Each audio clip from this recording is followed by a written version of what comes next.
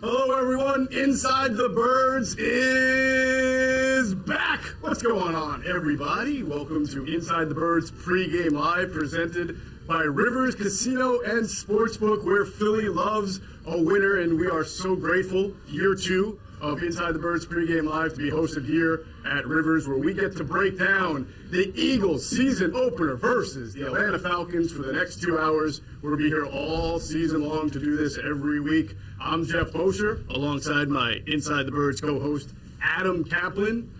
Back for another year. There he is. You've seen him on ESPN's NFL Matchup Show. You've seen him and heard him on literally every Inside the Birds platform and show there is. He is the godfather of tape breakdown, Greg Cosell. Love the sports jacket, Greg. Do you like it? I love it. I actually had it last year. You didn't say anything. Imagine well, I know you better now. Oh, okay. What a very checkered human being. Oh, that's what it meant. All right, thank you. Okay. All right. Well, joining us on the show for the first time this year. Now, this man has some pretty big cleats to fill, because the last guy who sat in that seat, he was really big. That was Trey Thomas. This guy, not as big, but definitely as insightful. He is former Eagles wide receiver, the king of the slot. Jason King of the slot. Avant.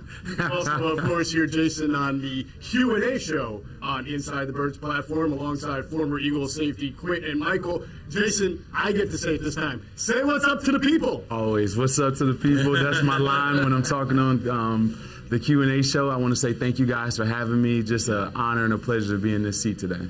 All right, we will also hear from your Q&A co-host, Quint and Michael, a little bit later in the show in our Q's View segment, so make sure you check that out. And look, we're going to be here all year long. Rivers Casino and Sportsbook, come on down, watch the show, bring your friends. There's a beautiful sportsbook here. You got about 1,100 TVs that are all bigger than my house that you can watch all the games on, order food, place your bets, drink beers. Greg Cosell will do some belly dancing for you later. I mean, entertainment here is nonstop. Yeah, we'll be gone by then, but I promise you, Greg will be here.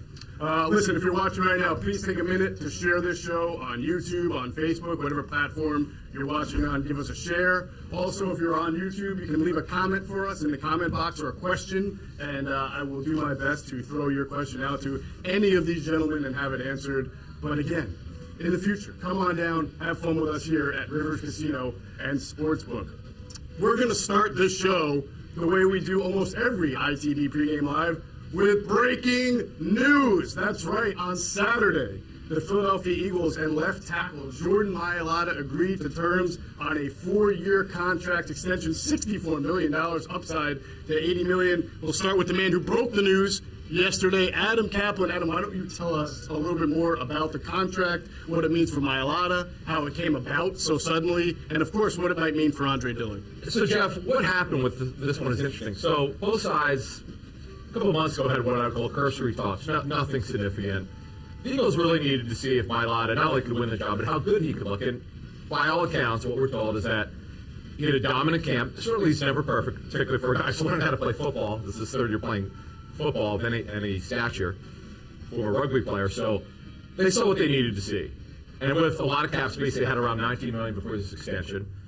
They looked at it and said, okay, we know what this guy could be down the road, and we know Greg and Jason have seen him play. But they saw what his upside could be. It could be not only a Pro Bowl, a multi-Pro Bowl, and it's actually in his contract to get up to $80 million, $20 million a year, he would have to make some Pro Bowls. So it all really ramped up, I'm told, midweek. They just, the Eagles were pretty aggressive with it, because remember now they have, from that 18 class, they have some guys, that's been looking like a pretty good class. Sure. Jeff, they've got some guys that they want to extend. And Myyotta's the one where, if they didn't do it, and they had to tag them, I'm told that the franchise tag would be somewhere around $17 million a year. Mm-hmm. Remember, the franchise tags, you could not lower that number. The tag number is his cap number. And with their challenges with all these restructures, which makes cap numbers higher in future years, this is a guy you'd like to get done because he's a little bit more costly, and Dallas Scott would be, or Monty Maddox if they decide to do that. So they started midweek, and they got it almost all done Friday night, and they finalized it. There were a couple of like kind of minor things they had to clear up Saturday morning. They got it done early Saturday afternoon. So this is a big one for them. And this, obviously, as we all know, is one of the most unlikely stories in NFL history. The guy had never put on a football helmet until late April of 2018. And then here's the other part about, you and I have not talked about this before, but wasn't just the workout that he had at IMG Academy 3 years ago. Jeff Stoutland wound up running. The Eagles sent Stoutland there to watch him. What happened was they had this thing called the regional combines. That's before that. That's a very mini combine for guys who are probably not going to get drafted. Every NFL team got his measurable and his numbers, and all of a sudden he went from a guy nobody even would be willing to sign to a guy who was probably going to get drafted. And the Eagles, as you know, traded up 17 spots to get him. Right. And I would say this, if Jeff Stoutland did not go and work him out, he probably would not have been drafted by the Eagles. Wow, what an amazing story. We'll get back to that in a minute on the fact that the Eagles have 3 other players who are up for contract extensions. That's Josh Sweat, Avante Maddox, and Dallas Goedert, big name there. Jason, I want to ask you this, because the Eagles, all contracts are a little bit of a roll of the dice. Yeah. The Eagles wrapped up Carson Wentz similarly early, Yeah. so that they didn't have to pay an inflated number for quarterbacks. Obviously, that backfired because of a multitude of reasons. But here's a guy who wasn't even a top 10 pick, who missed his first 2 years of football with an injury. And honestly, and we'll talk with Greg about this in a minute, it's not like the tape said he is among the top 3 to 5 best left tackles. He has a very small, limited sample here. Was this a little risky given what they just went through, or do you think this makes sense given the price tag, what it would have been in free agency? They made this decision based off potential, and I was there last year coaching with the Eagles, and I remember some of those conversations, and I won't get too in depth with it, but there was a lot of ambiguity there with some of the coaching staff, right? Some of the blitz pickups, some of the stunts that a normal, a polished tackle would be able to see and be able to pick up. He wasn't able to do that at times. But this preseason, I guess it clicked for him. And you got to give all the credit to Jeff Stoutland and believing in him, and also putting in the extra time to go and make him a Pro Bowl caliber player in the preseason. And that's where it gets weird, right? Because most of the information that you are evaluating him is coming through practices in the NFL. Yes, we know that there was some inter-team practices with, the Jets and with the Patriots, but is that enough information to be able to give a guy $16 million a year? Yeah. Upward to $80 million? He's top 10 paid tackles in the NFL right now. Right. And behind some good ones now with Trent Williams and Dave Bakhtiari and Taylor Lewan, he's getting paid what Taylor Lewan's getting paid right now. Just think of that. And we know that he has Pro Bowl experience. We're doing this based off of practice play. I don't know. That gets a little risky for me being an NFL guy, and knowing that you get what you get based on the NFL tape and games and seasons. Right. So this is going to be a great move for Howie, or it's going to be one of the disastrous moves for Howie if he doesn't pan out. The interesting time will tell. As Adam mentioned, it's only a 4-year extension. Yeah. So obviously, with these cases, the Eagles can probably get out of it if it doesn't work for them Yeah. after a year or two, or After if 2. it really works well. If he winds up being a Pro Bowler, this thing could get ripped up in 2 years. And the money can go up. That's what I wanted to mention. I just want to jump in there. What you just said is the key here.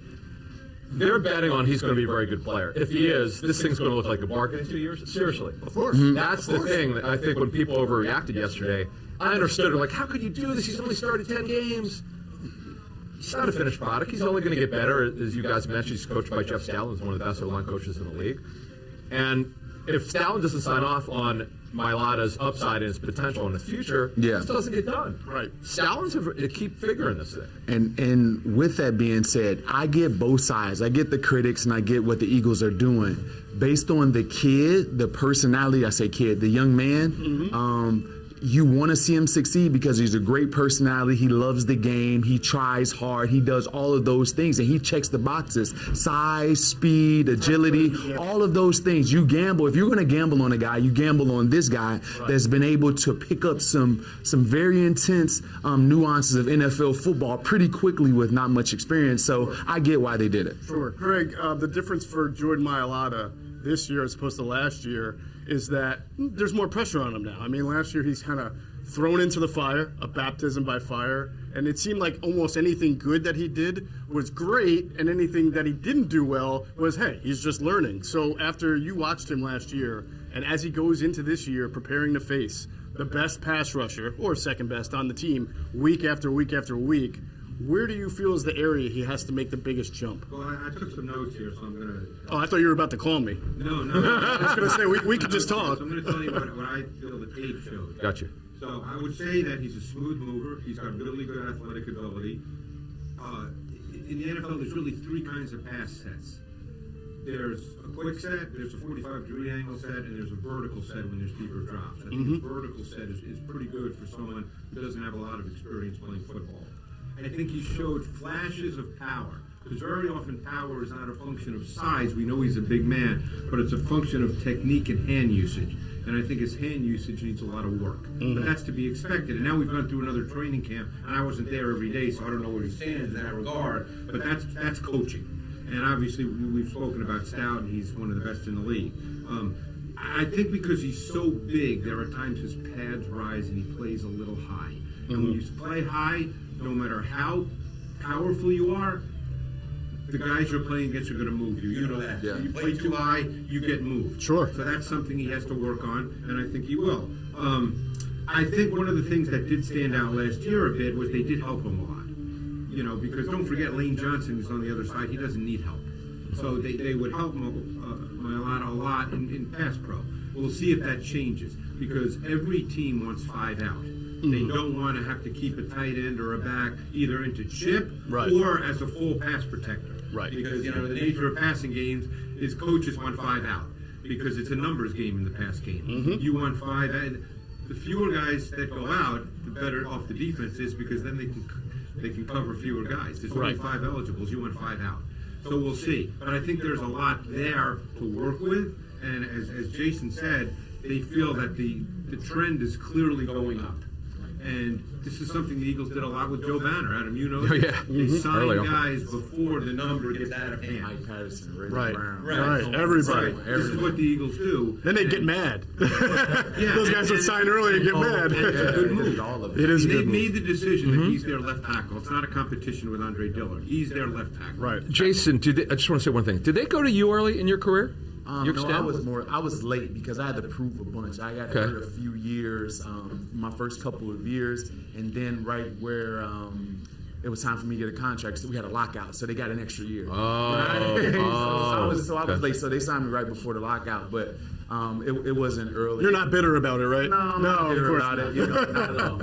I would, not for my usage. I knew I would have an opportunity to do. Sure. Yeah. And for those who are just watching for the first time, this show is going to be extra special, and shame on you if you don't check out Q&A on the Inside the Birds platform, because then you would know that Jason Avant was an assistant wide receivers coach on the Eagles last year. So as he was just telling you about Jordan Myyotta, a lot of his observations come from a first-hand account as he was behind the scenes last year. We're going to tap into his brain a lot on this show for those reasons.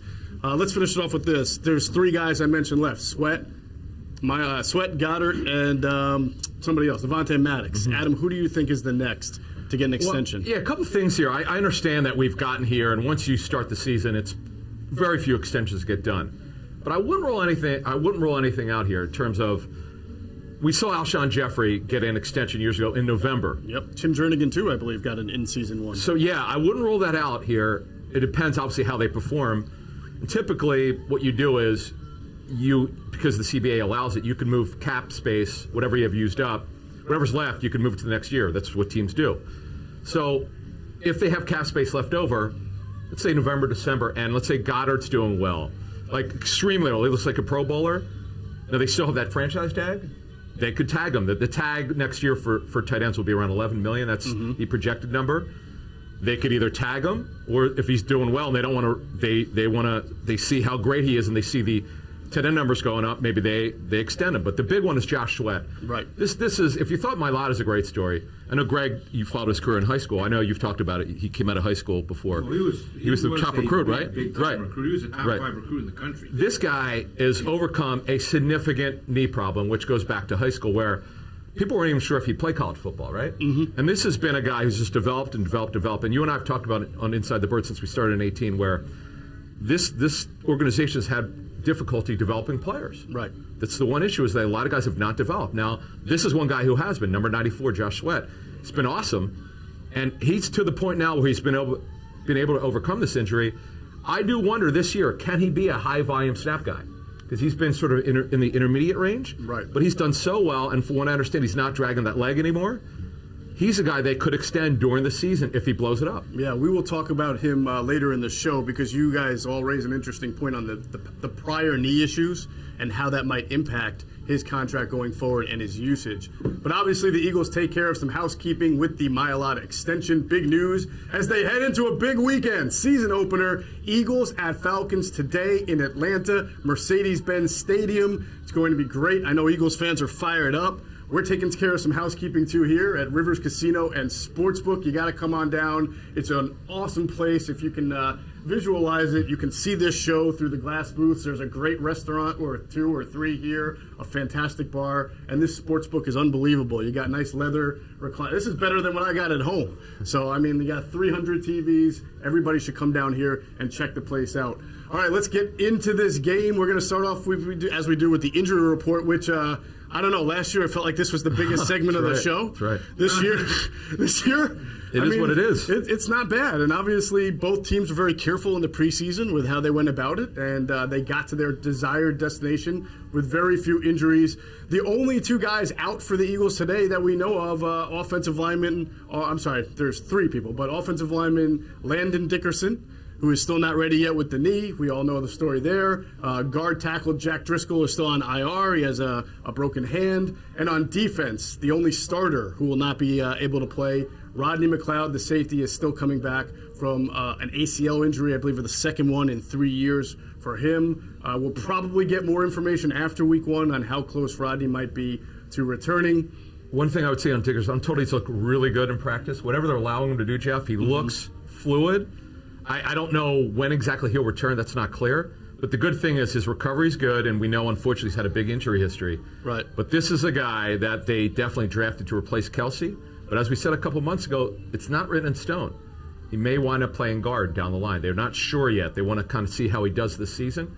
But the good thing is he's progressing really well, and I don't think he's very far away. Well, I wouldn't fault any Eagles fan for just kind of like closing their eyes and fantasizing about the idea now that Jordan Myyotta is the left tackle. And what's he, like 360 pounds? 380. 380? Oh, that's right. He was 400. Huge man, too. That's my point. You put Dickerson at left guard next to Myyotta and a little combo block on that I mean, you can push that guy back 30 yards if you got enough talent there, which you should have. I mean, that's impressive. It is impressive, and it's always been about Jason Kelsey, right? When is he going to retire? When will he? Listen, if they get a line that's cohesive and moving people and playing really well, and they're the reason they can win football, trust me, people like to play a little bit longer. Oh, yeah. You know, when you start to look at your career, especially when you get older, and you're saying we have no chance to win the Super Bowl, we have no chance to be factors, then you're a little closer to retirement. Right. But when your group and your unit is playing really well, and I think the guy from Alabama, Landon Dickerson, he's a different player. And I think at some point, if he's healthy, he's going to have to be inserted into. I've been saying that on the Q&A for a long time. You have to insert him because he's a Pro Bowl caliber player. And I don't know exactly. Right, but here's the question though: if the line is dominating, right? Yep. And I understand Dickerson was drafted to eventually start. Why would you take somebody out if they're playing well? Well, we'll see. Right. We'll see. That's it. We'll see. Amazing how that we'll stuff see. always works itself out. That's a good problem, though. That's a good problem to have, right? I'm a fan of playing the best player. At some point, you have the best player, and you insert it into a good team. It becomes a great team. Right. That's just the way I think about it. I mean, and Adam, they knew that when they drafted him. He was the second. Oh, no. Listen, we knew that Dickerson was drafted. He's going to start in 2022. That's not in question. The question is this season. Right. If he's doing great in practice, but Malo or Brooks are playing well, and Brandon stays healthy, I don't know why you would pull any of those guys. Yeah. Well, and it's an interesting question, but ideally the strength of this team, and we'll get into this more, the strength of the Eagles is twofold right now. O-line and D-line. Oh, yeah. Really good. That is the whole start if you want to win football. That is the matchup today, Jeff. There's no question. Yep. Where the Eagles can win is in the offensive defensive lines. If they don't dominate on that side or both sides, that'll be a problem because Atlanta could score. Now, in honor of our good friend Trey Thomas, who sat in that seat that Jason's sitting in last year, we devoted a few weekly pounds lighter segment- over here, but Oh, Trey's no, I'm so happy to have you here. Listen, I just think Trey is watching, and I want to be, like, Trey, we love you too, man. You're doing a great job coaching the O-line out in IMG Academy. Yeah. It's nice to see that your team has played actual real teams after that week Yeah, one thing Bishop with Sycamore. Bishop Sycamore. But hey, we digress. We will do a trench talk segment here today in honor of Trey Thomas. Last injury that's worth sort of discussing is that Davion Taylor is still out with the calf injury, so it'll be interesting It's to see. actually questionable. Okay, he's but questionable. I'd be That's what I surprised should if he say. played. It'd be shocking, right? I'd be surprised. Yeah. Why not get it? This has been 2 months. He's been dealing with this injury. I know. He's some calf strain. It is. Yeah. Well, Wow. calves are tricky. I mean, we talked about that before. On the Falcons side, so their left guard, Josh Andrews, is out. Former Eagle. He is a former Eagle that I believe Chip Kelly brought in here way back when and was Correct. on the practice squad.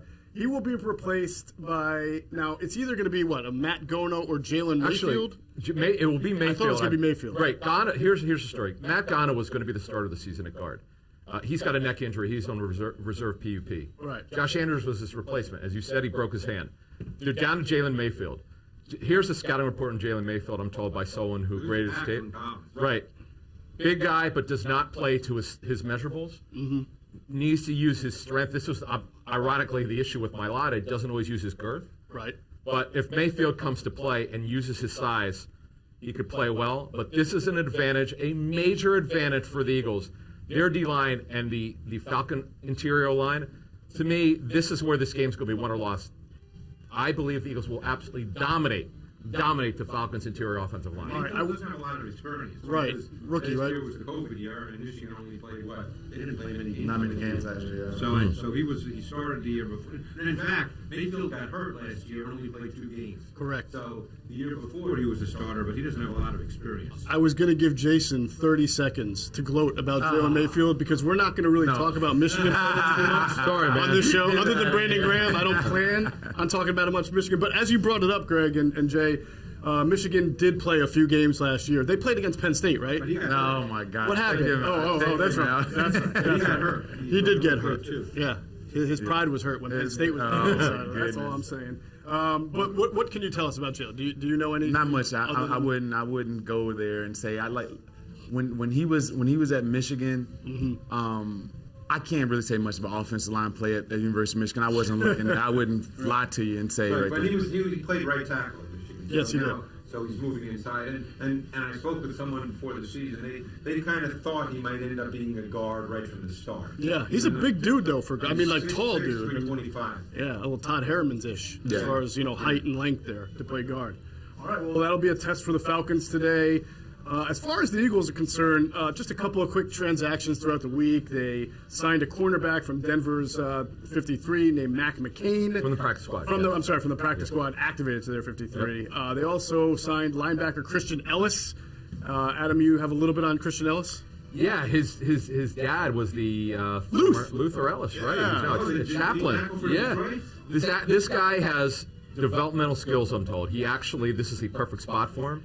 He actually has a chance. We'll see if he ever makes it, but it's not your typical just throw the guy away on the practice squad. I've heard he's got actually skills that translate. Some teams I know had draftable grades on him, so we'll see. They need developmental linebackers in the worst way. Absolutely. All right, the bigger news is that there were no elevations from the practice squad. You have 2 players you can bring up, and the Eagles basically said, we're good, which I think is a good thing in a way for Miles Sanders, that Jordan Howard is not brought up, not because of any threat to their different running backs, but I think we've all liked to see is Miles Sanders ready to be a running back from quarter 1 to quarter 4? If they're up by a touchdown or 10 points, can he be the guy that closes out the game, or would they have just kind of automatically went to the bigger power back? Here, there is no automatically. He's the guy. So what do you guys think about Miles Sanders and his first opportunity here without that power back behind him? Well, I think that it's a bolt for his confidence, right?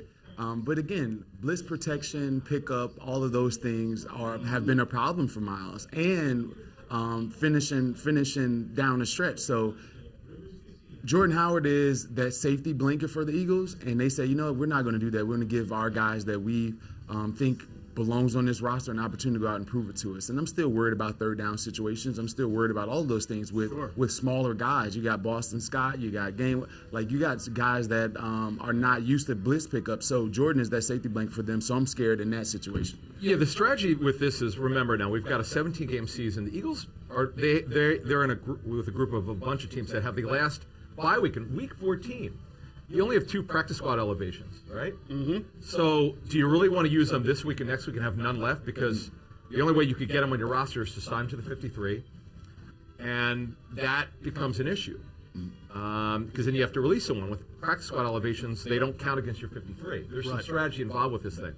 Once I checked into it, I understood it more, but Jason makes a great point.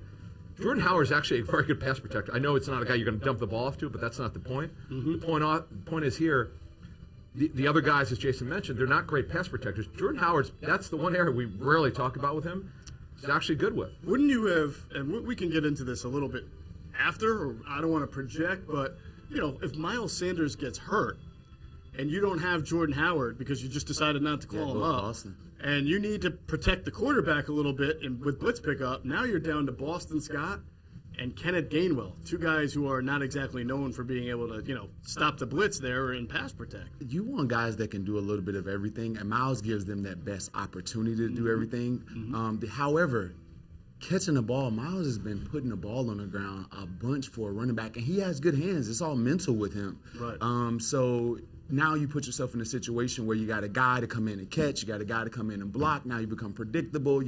It's too much. So I see what they're doing, trying to give Miles that opportunity to do them all. But so we'll see how it goes.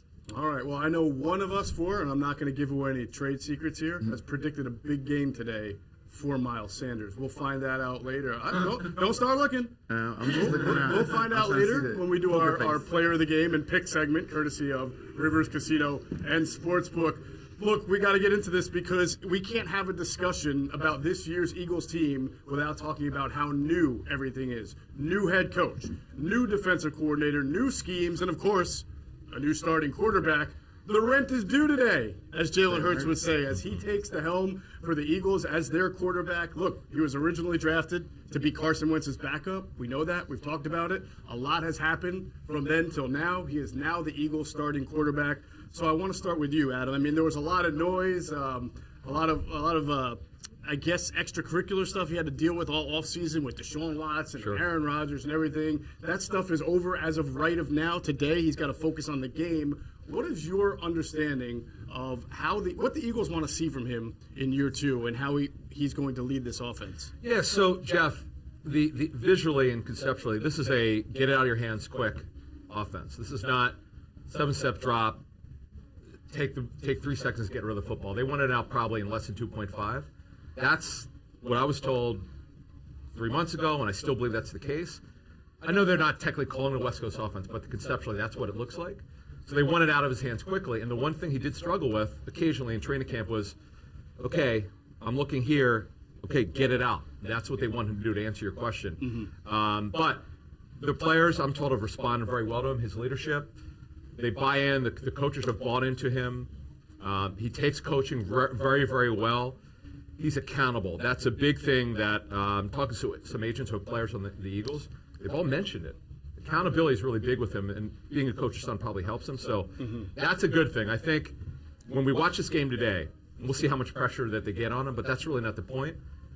Run the offense like they want it to be. Get it out of your hands quickly. If he does that, he's going to do very well this season. One thing that I was told, Greg and Jason, is that while Nick Sirianni has talked about not wanting to mess up with what's going on up here, that's his thing, that when they talk to him about fundamentals, footwork, technique, all things like that, they talk about, as Adam mentioned, getting the ball out quickly in a compact delivery, not necessarily if you can recall the Byron Leftwich, how he kind of had a wind-up. They worked with him. Yeah, that's why I use an extreme example. Right.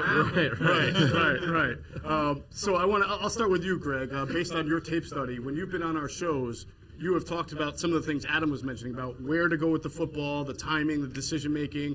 Tell the people what you observed in your tape study of him last year, what you'd like to see improve going forward. Well, there's always a balance with quarterbacks who have great athletic ability and can move with playing the position within structure, which is, of course, the way it's taught, and then making plays outside the structure of the offense. So if you want the ball to come out quick, then that means the offense has to work.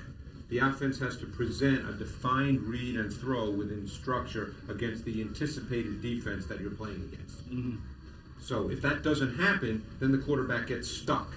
And Hurts will not be at the point in his career right now in his fifth NFL start where he's going to consistently, calmly go through progression reads. Yeah. If he doesn't feel that the throw is there within the immediate structure of the offense, they'll move. Right. Now, then you get into coaching points. Are you okay with that? Or do you want him to keep learning how to play the position from the pocket? The quarterbacks that can make plays with their legs, they count on that. So the question is, do you want that to be a parachute being the absolute last thing he does? Or are you comfortable with him breaking the pocket and not playing progression quarterback football? Sure. That becomes a philosophy. Sure. No quarterback is ever drafted because of his ability to run around. Quarterbacks are drafted based on their ability to run an offense. It's scheme adaptability. All coaches see a quarterback within the framework of how is he going to run my offense. Mm-hmm. Mm-hmm. Now, obviously, it's a new coaching staff. Nick Sirianni didn't draft Jalen Hurts, but still, Nick Sirianni, he comes from a background where Andrew Luck was his quarterback and Phillip Rivers was his quarterback, and those guys were really, really good playing within structure and allowing the offense to work. Yeah. So it'll be a balance for Jalen Hurts as he develops. Gotcha. Yeah. Hold that thought. Jalen Hurts, Nick Sirianni, defense, season openers, how you prepare, all of that stuff we talked about with Quentin Michael in a segment we're going to introduce right now called Q's Views. Former Eagles Pro Bowl safety Quentin Michael, who is also the co-host of Q&A on Inside the Birds with Jason Avant. We're going to hear from Q right now. We are here with Quentin Michael, former Pro Bowl safety Quentin Michael, also co-host of the Q&A show alongside Jason Avant on the Inside the Birds platform. Q, we got football back. Eagles obviously opened their season today.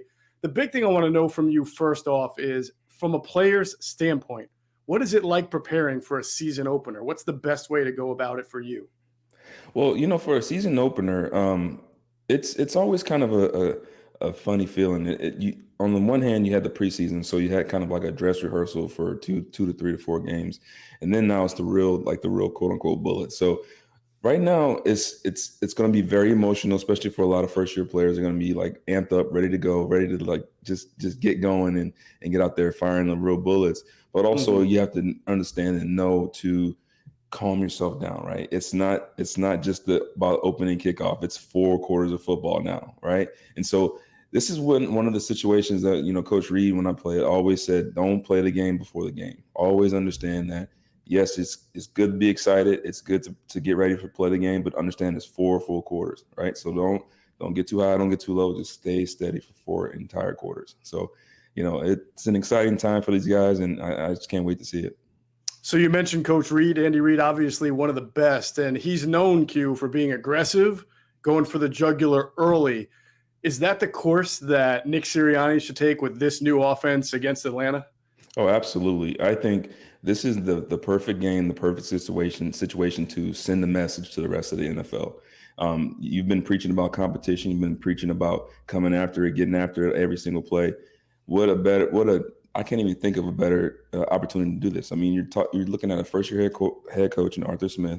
Now, so is Sirianni, first-year head coach, right? So, 2 rookie head coaches going at it. You don't know much about each other, right? You don't know much about each other's scheme. But I do think that the Eagles, top to bottom, is much more talented, especially on the Falcons defense. And so this is a perfect opportunity to come out, firing on all cylinders, ready to go, and just see where it goes. So I'm excited for it. It's going to be a lot of fun to watch. Are you sure you played defense in the NFL? It's funny, like playing defense. I love good defense. I love the good scheme. I love seeing, just new things that I never thought about, never played in, or different types of blitzes, different types of fronts. Like I love seeing that stuff. But I'm also a fan of the game a little bit more now, right? So I'm excited to see some good offensive plays, and I like to see some new. Just some new techniques. I think either side of it, even special teams. I'm just excited to see new creative ideas. And so this is what we're all looking for right now. Sure. Well, since you love offense so much now and you're excited about creative ideas, One thing Nick Sirianni has talked about is getting multiple running backs on the field and also getting the ball in the hands of his running backs in the passing game. What are you looking for out of that group with Miles Sanders, Kenneth Gainwell, Boston Scott, Jordan Howard? What do you expect to see against the Falcons? Yeah, 20 personnel sets, two backs, zero tight ends, or two backs, one tight end. It's always a very difficult adjustment for defenses, especially if you have two running backs that are very athletic and can catch the ball running out the backfield, can run the ball in between the tackles outside. So it puts a little bit more pressure on the opposing defense because you don't necessarily know what to expect. And so I am very excited to see this. I'm excited to see how the Eagles are going to use their two back sets, especially in third down situations. I think now these are the situations where you're going to get a lot of screen game. You're going to get a lot of coming out of backfield stuff. You're going to get possibly Gainwell. You could even see Gainwell lining up in the slot. You could see Max. I mean, you can see Miles and Gainwell in the slot, and that's a 10 personnel look. So I'm just really, I guess I don't want to say excited. I know I'm sounding like I'm, kind of a Madden nerd right now, but it's That's really okay. going to be fun because we haven't seen all this offense could be, all these weapons. And so this is going to be the first time where we really get to see what this can be and what, where this thing can go. So I'm excited for it. Hey, you played for this team, so if you're not excited, then nobody would be, all right? You deserve to be excited. That's okay. Speaking of exciting, right, one player who's supposed to be exciting, we didn't really get a chance to see much of it last year, some small doses, is Jalen Reagor. How do you think this staff will maximize Jalen Reagor's talent? What should they do? Oh, man, he's an interesting player for me. He's built like a running back. He's not very big, but he's very explosive. He plays a lot bigger than his size. I can see him, the Eagles trying to get the ball in his hands early, right? Quick screens, bubble screens, rocket screens. But he's also a type of player that he can go down the field and get the ball. So he in a way, you want to be able to do two things with him. You want to be able to give him the ball early, let him do his thing and be athletic, but also you want to give him some opportunities to make some plays down the field, deep routes, corner routes, sting routes, routes that are going to take advantage of his speed. So I don't personally think that he's a great route runner, but I do think that what he does offer is very similar skill set to a Tyreek Hill in the sense of he's a very fast player, very stout, very low to the ground, aggressive, and a lot of over routes. Those type of routes are, I think, where he's going to succeed the most. And so I'm looking forward to seeing, that, not just in his first game, but really how it develops over an entire season. Sure. You mentioned route running. Obviously, Devontae Smith comes into the NFL as one of the most polished route runners you'll see coming out of college. And then the other guy for the Falcons, Calvin Ridley, pretty good route runner as well. Just from a defensive standpoint, watching these guys run routes. I mean, I sort of guess you're glad you're not having to play against these kind of guys anymore, right? Oh, absolutely. Even if I was playing against these guys, I'm a safety, so I'll never be, one-on-one with those guys. And if I was, something that was not right, and I'm calling timeout and getting off the field, right? But no, it's definitely a great time to be a fan of the game. These guys, they're coming in with such advanced technique and such better understanding of the game and how to use their body, and it's really a fun thing to watch. And Calvin's a tremendous player. We talked about him on the show this week, and Jason Avant said hands down he's one of the best route runners in the league, and I believe Jason over anybody right now. So I'm excited for that, and I've seen Devontae, the way he's been playing in the preseason, what he did in college, and just two of the best in the game, and it's exciting because they're both young players. So knock on wood, we'll get to see them do this for a long time. All right, let's talk about the Eagles defense. I know you're revved up to get into that side of scrimmage, Q. That's your pedigree right there. And a guy that maybe you would have to match up with in the slot against a tight end is not really a tight end. He's Kyle Pitts. He was the 4th overall pick in the draft. And I know you've watched tape on him in college. He is something special. Now, I know he has not played a down in the NFL yet, but I have to imagine he's got that big red circle around him for Jonathan Gannon today. How do you defend a guy like this? Yeah, it's a tough task, especially because of his size and athleticism, and really more importantly, where he'll be aligned at. I think a lot of people think playing in the slot always means like the corner is not as good or the slot is not as good as the outside receiver. And I actually think it's much more difficult inside. There's so much more space. There's so many more things that can happen. And so it's going to be interesting to see if they align him in the slot or if they line him out wide and how the Eagles are going to adjust to that. But if it's me, what I'm going to do, if I'm a defense coordinator, I'm going to make sure that I have one person right in his face at the snap, wherever he's at. If he's lined up in the three-point stance, I got a linebacker right over him, jamming him. If he's lined up in a slot, I got a corner roll, a slot nickel rolled up in front of him, not giving him a free release. Because what you don't want to do is a guy that big, that athletic, running a 4.4 40, running down the middle of your defense scot-free. So we do not want him getting free releases off the ball. And if he aligns in the slot, that's a little bit different situation. It's a little bit tougher, but out there you don't get many routes from a tight end type body. You're going to get go routes and you're going to get, maybe post routes and stuff like that. So I'm not as worried about him outside, but inside he's going to be a tough task to deal with. Yeah, I remember the Eagles against George Kittle last year, and it wasn't very pretty. They won the game, but that was not a pretty individual effort. Let me ask you about how Arthur Smith, the Falcons coach, might attack this Eagles defense. He comes over from Tennessee. He was the offensive coordinator. We know Mike Vrabel is a defensive-minded coach, so really that was Arthur Smith's offense. He likes to run the ball. He had Derrick Henry, of course, but he also likes to do a lot of motion, pre-snap, a lot of movement, get that defense confused. We saw the Eagles kind of struggle and run defense at times during the preseason. So what are you expecting from Arthur Smith and the Falcons rushing attack versus this Eagles defense? Yeah. So I don't, I don't, it's game one. So I'm really not trying to get too overly crazy about this, but if you look at, so the Titans had Derrick Henry, the Falcons have Mike Jones, I believe his name is, right? Mike Davis. I'm sorry. Yes, Mike Davis. And that's right there, two completely different offenses, right? You can do way more you can have an offense that's way more prolific when you have a running back like Derrick Henry that you can just turn around and hand the ball off to and you can just go crazy, right? Now we got the Falcons. You got Mike Davis. Yeah. Timeout. I kind of messed Sorry, up. it froze up on my side. I'm so mad. It's okay. So it's a good thing too, because we can go.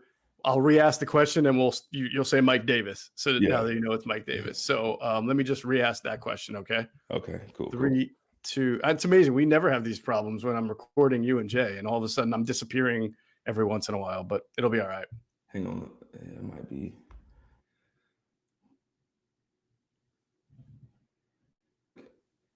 All right, there we go.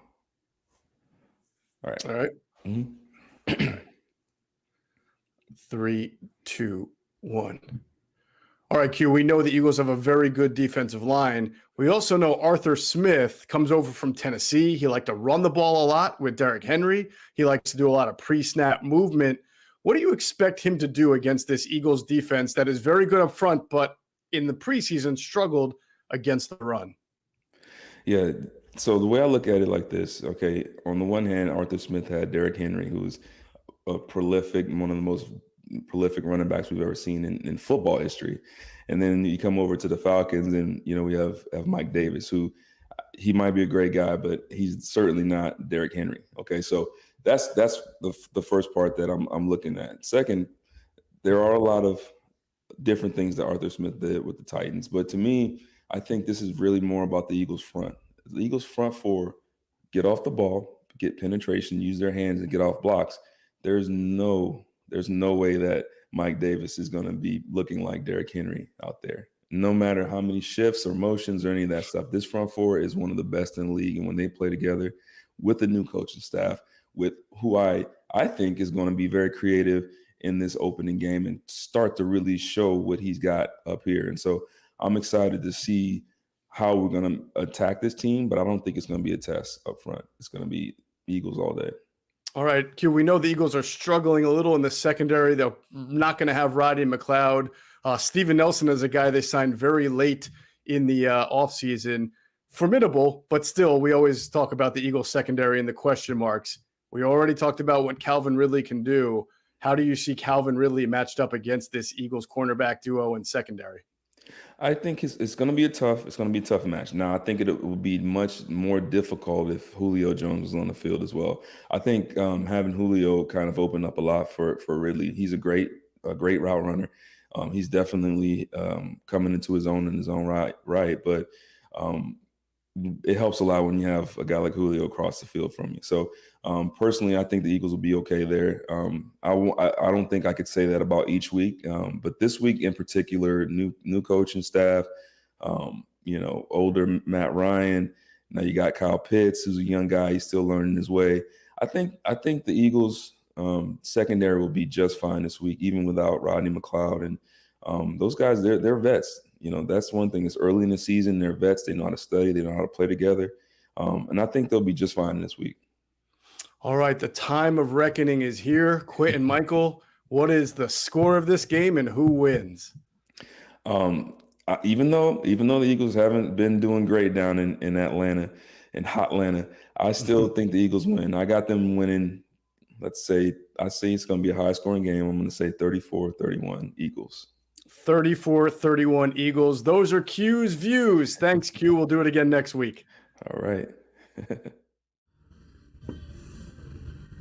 All right, a big thanks to former Eagles Pro Bowl safety Quentin Michael for his Q's View segment. We're going to run that all season long on ITV Pregame Live. And, of course, you can catch him and Jason Avant on the Q&A show. It drops every Tuesday morning during the NFL season on the Inside the Birds platforms.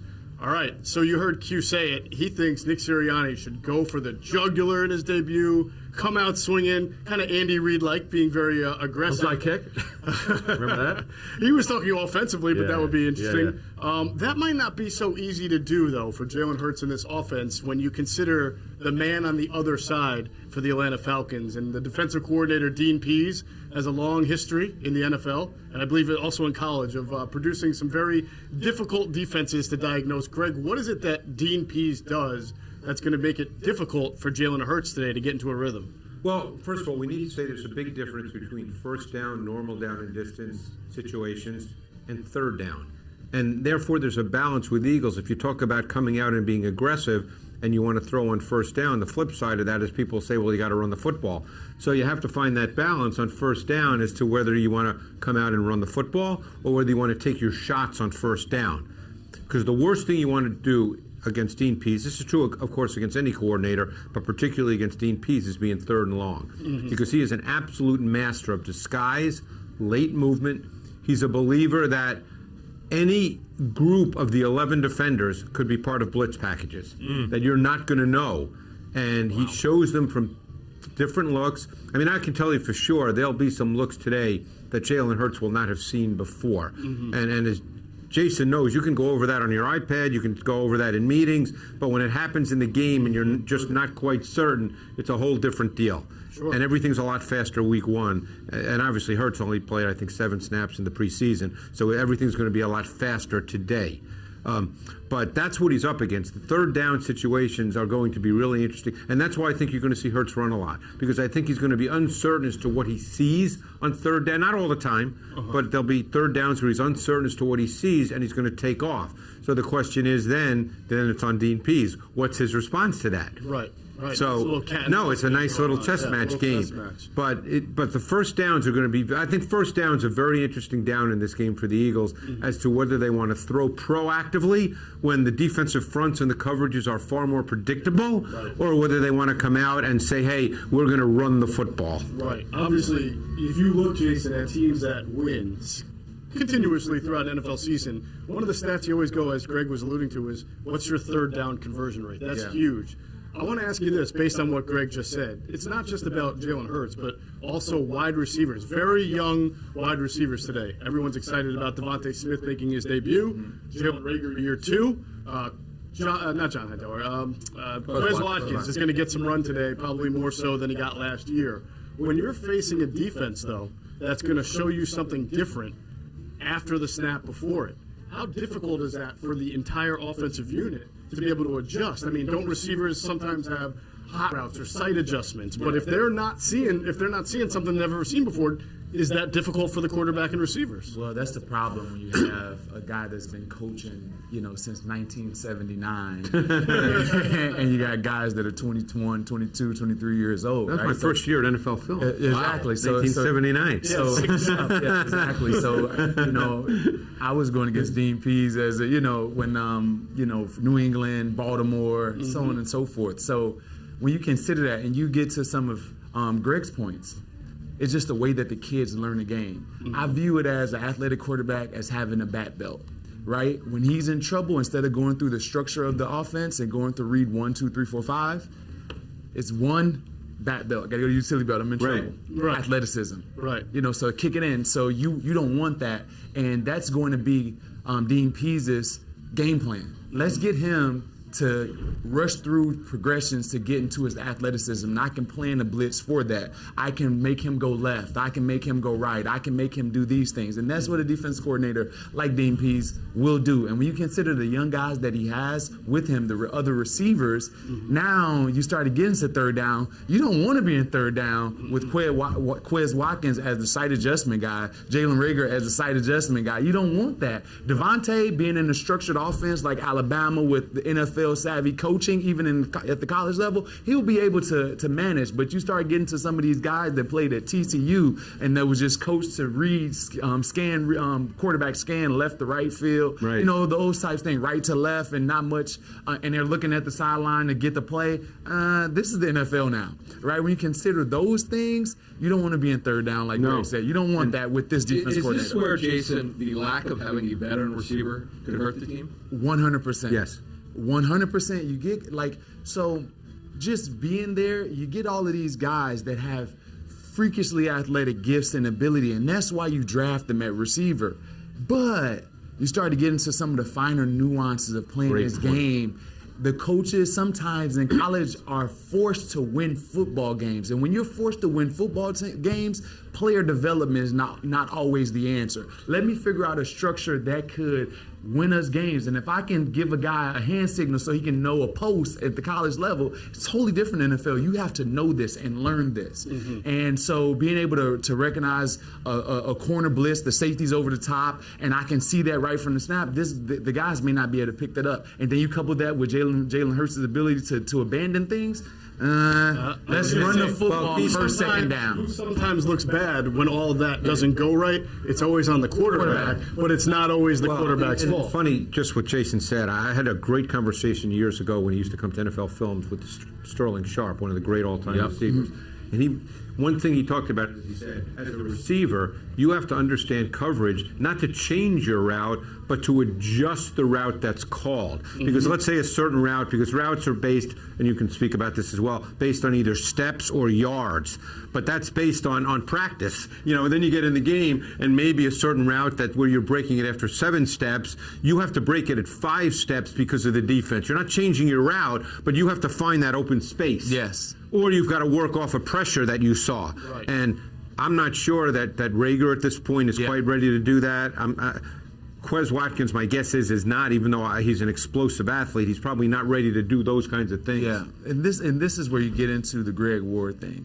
And this is why Greg Ward will be on this team and still be productive somewhat, because you have a guy that knows, who played quarterback, and you have a guy that can do sight adjustments and know where everyone is lined up. When you get these young players, I think that's a safety blanket. So if they are passing the ball, and we're kind of getting ahead of ourselves, it got to be toward the middle of the field, because you can't always trust guys that don't have the experience on the outside. And one thing also to keep in mind, and Jason was talking about this as well, I think that Dean Pease will structure a lot of his sort of pressure concepts to make Hurts go laterally, because if you think back to last year, Hurts had a lot of big runs. He always went vertically forward. Yeah. So he's not going to want him to step up and see any green grass in front of him vertically. He's going to want to make Jalen Hurts move side to side. Yeah.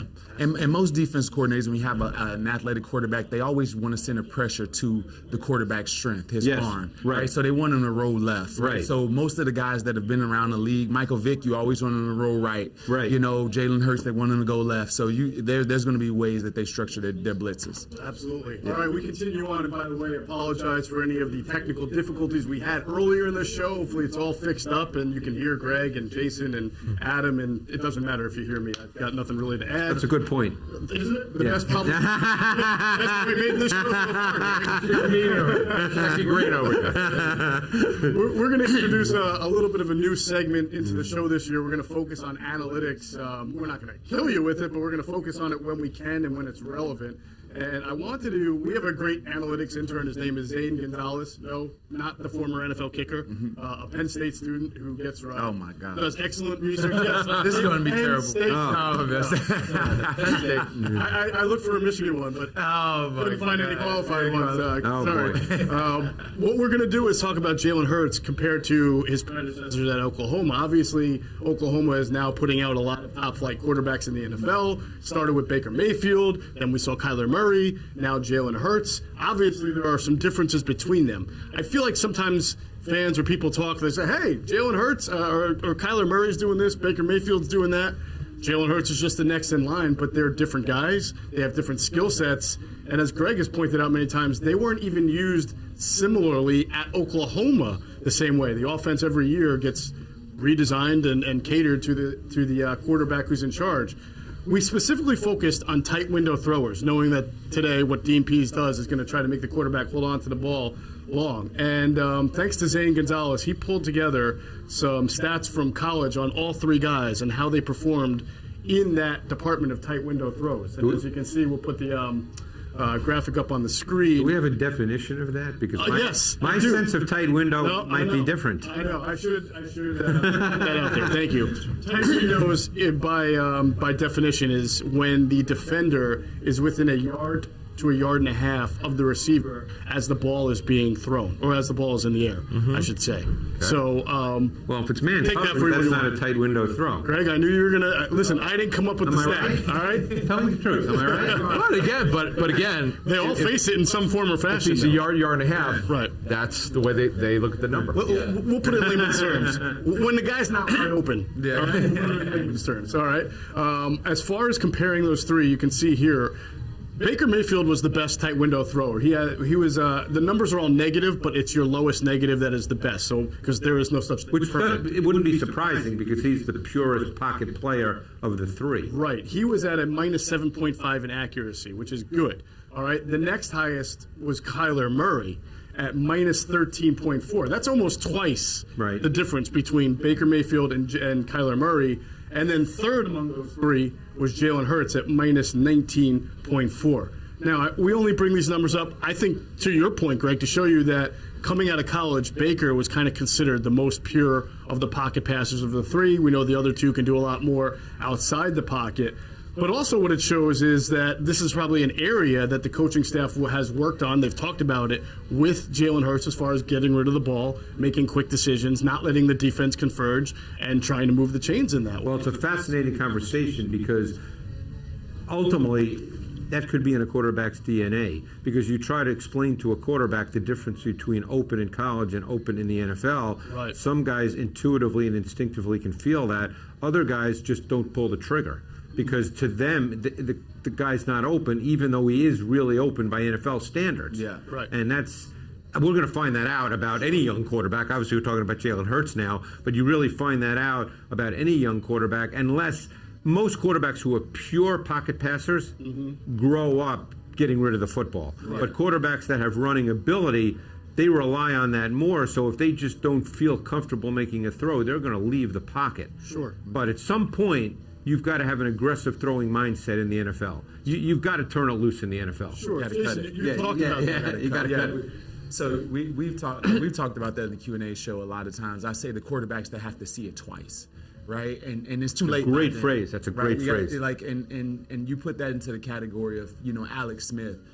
Alex Smith knows everything about the game of football, but sometimes Alex had to see it twice before he let it go, which would hinder his ability to win the biggest games. Correct. Right? Because you just need to see a sliver of color in the positive direction on your side and throw it. And that's what makes Mahomes special. Mahomes, all he has to see is just a patch. Right. And the ball's coming out. But he's going to put it in a situation. Well, that's high-level NFL quarterback. Exactly. Yeah. Jason, you talked on Q&A also about the fact that Jalen Hurts is an accurate quarterback. People who think he's not are not, they're not necessarily in tune with the situation at hand. He's an accurate quarterback. You saw that last year as a assistant wide receivers coach. In practice, Jalen Hurts had less balls on the ground than Carson Wentz, just in general, on a day-to-day basis, less balls on the ground. And that's what you look for as a coach, right? You're trying to have a clean practice where the ball isn't on the ground. You're getting the perfect look. Sometimes your routes on air or whatever it is. You're in a perfect situation, so the ball shouldn't be on the ground. Now, the situation is that Jalen Hurts knew because he was being prepped. Okay, the ball is going here, the ball is going there. When he's uncomfortable in a real live game situation, he would rather throw the ball away or throw it in an uncatchable situation. And that's what you've seen last year on film, is that when he didn't know, the ball would be sailed or the ball would be thrown in a way where no one's hurt. And so we're going to see this year how accurate he really is. But I think that he has the ability to be very accurate, especially within a certain range. Sure, and can we all agree that last year was just a very difficult situation to try to analyze anybody on? I mean, the offensive line injuries. Yeah, but you still have to do that. No, you have to. I'm just saying. Coaches do that. We can't project this year. I mean, you're just based saying on last last year's context to last year. Right. But still, Context, yeah. players are, Jason knows this, players are still evaluated. Oh, sure. On everything. On everything. Right. Everything. And thanks to these analytics, even more so. Minutes before the meeting and stuff. Right. No. All that stuff is evaluated. Another interesting analytic from Zane Gonzalez compared Jalen Hurts' completion percentage versus pressure as opposed to a clean pocket. We know it's subjective, Greg. I'm gonna say the same thing here. All right. Greg is on your ball. Well, when I sat with Jaworski for years, and I sat around with quarterbacks and quarterback coaches, and pressure in the NFL is, again, I'm not. He's doing a great job, I'm sure. I'm just, I don't know if his sense of pressure would be my sense of pressure. Exactly. Yeah. So that's the beauty. As we do this all season long, we'll bring up the stats, and you can say, well, wait, what I saw was totally different, or what I saw was consistent with that. Either that, or we just start the show 10 minutes early, don't tell you, get all the analytics out, and then when you come, we start the normal show, right? He picks the criteria. Right. Greg's the captain of the ship here. So last year, Jalen Hurts' completion percentage when pressured, 29.6%, as opposed to clean pocket, 65%. Now let's compare that to other. That sounds bad, but wait, you have to compare. But the other point, the NFL. The other point is, if it's a clean pocket, this is the NFL. You should be complete. That's like saying in baseball, anybody should catch the good hops. Right. I mean, if it's a clean pocket, right? Well, I mean, we're in the NFL. The numbers are interesting. That's why I got the. That's why I got the 70. Go ahead. These numbers are interesting, though. Right. So Baker Mayfield, another Oklahoma quarterback, 41% when pressured, 69% in a clean pocket. Lamar Jackson, 36% when pressured, still higher than Jalen Hurts, and he's been criticized for that. 76.5% when not pressured. Russell Wilson, one of the GOATs, 47.6% when pressured. That's pretty darn good. Yeah, but he also gets sacked more than he does get sacked. A lot of sacks. There you go. Yep. 77% when not, and then Kyler Murray was at 33% under pressure, and then 77% in a clean pocket. So big thanks to Zane Gonzalez for pulling those numbers for us. Again, we'll have things like this, analytics. Can I ask one question? Yes. I know I'm being the Scrooge here. Yeah. What's the definition of a clean pocket? A pocket that is not dirty. And what's the definition of pressure? When the quarterback feels a rush coming on him. Oh, okay. You just made that up right then, didn't you? But it sounded good, right? But the bottom line is, it looks like Geoff, it looks like Zane's right. I'm feeling pressure right now. Yeah, I know. That's my percentage. Here's the disparity. You knew it would be significant, but here it is. It's somewhere between 30-35% drop. Right. Clean when there's really no one around you. Very few guys around you too. When guys are coming at you, you only got like a yard and a half, or your 2 yards of space to throw the football. Right. Disparity is pretty big. It's what you would think. And it is amazing when you've got a clean pocket. Russell Wilson at 78%. Well, as Greg said, you should have a high end. 70, yeah. Right. But when you got bodies around him, the number is significantly lower. And today, I'm so fascinated to see how the Eagles' offensive line protects this defense. The Falcons, we'll obviously get into the matchups before we end the show here. But the Eagles' offensive line should theoretically dominate here.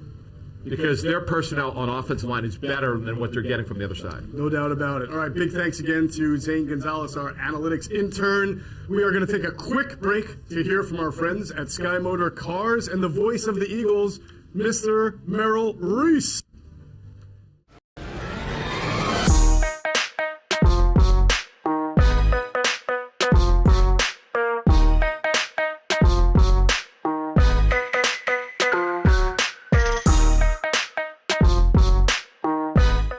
If you're in the greater Philadelphia area looking to sell, buy, or trade in your luxury vehicle, head over to Sky Motors right off 202 in Westchester. And remember, tell them Adam sent you. All right, guys, we good? We good? All right.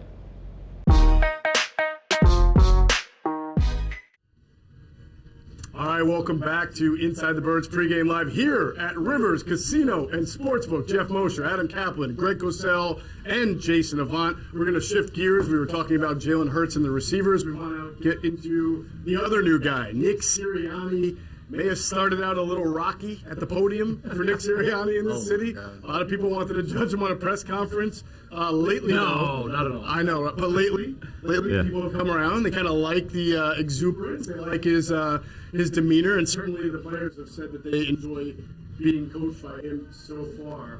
Adam, I want to go through the hiring process with you, going back, because this is not a name that was on a lot of people's radars. And in fact, Like Doug Peterson. yeah, very much. But at least people knew who Doug Peterson was from his time here. The Nick Sirianni thing, it felt like it was dropped out of thin air. Tell us what you know of why Jeffrey Lurie settled.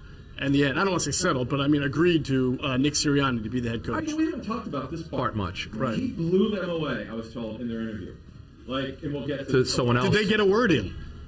Did they ask one question? No, I talked to people involved in the process, and his energy and his passion, his plan. And the funny thing about this was, remember that he was on a vacation. Yeah. Correct me if I'm wrong. Did he have a suit, or did he have to? No, I think he came in like his his something. Bermuda shirt or something. Something, like that. but he. That's it. It was probably an Andy Reid like Bermuda shirt, and Jeffrey was like, Connected with him. Hey, it's Andy Reid. But they loved his passion and his pedigree, and his dad. He comes from a coaching family. His dad and his brother. Right. So he blew them away. He had a plan. They felt he was pretty prepared for it, and they just felt like this is the guy that they want, who's young enough. In his early 40s, who's got energy and passion for the job. But the funniest side is, the guy who's going to be the opposite field today was probably the guy who's going to get the job. I think he's been willing to wait. Arthur Smith also blew them away, but they want to interview more candidates. So I do believe if they were willing to wait for Arthur Smith, they probably would have gotten the job. But guess what? The Falcons, like within 24 hours of interviewing him, offered him the job. So that's the way things happen. But How amazing that they square off today. Yeah, I mean, it's two guys. Yeah. And look, we know that also that Josh McDaniels, the OC of the Patriots, was technically a finalist. Mm-hmm. But Smith never became a finalist because the Falcons offered him the job. Right. Had they did not do that, it would have been a three-man race, and I do believe Smith would have gotten it, but that's more me reading into it, probably more than maybe they felt. Mm-hmm. But I just know that they love Smith and how prepared he was.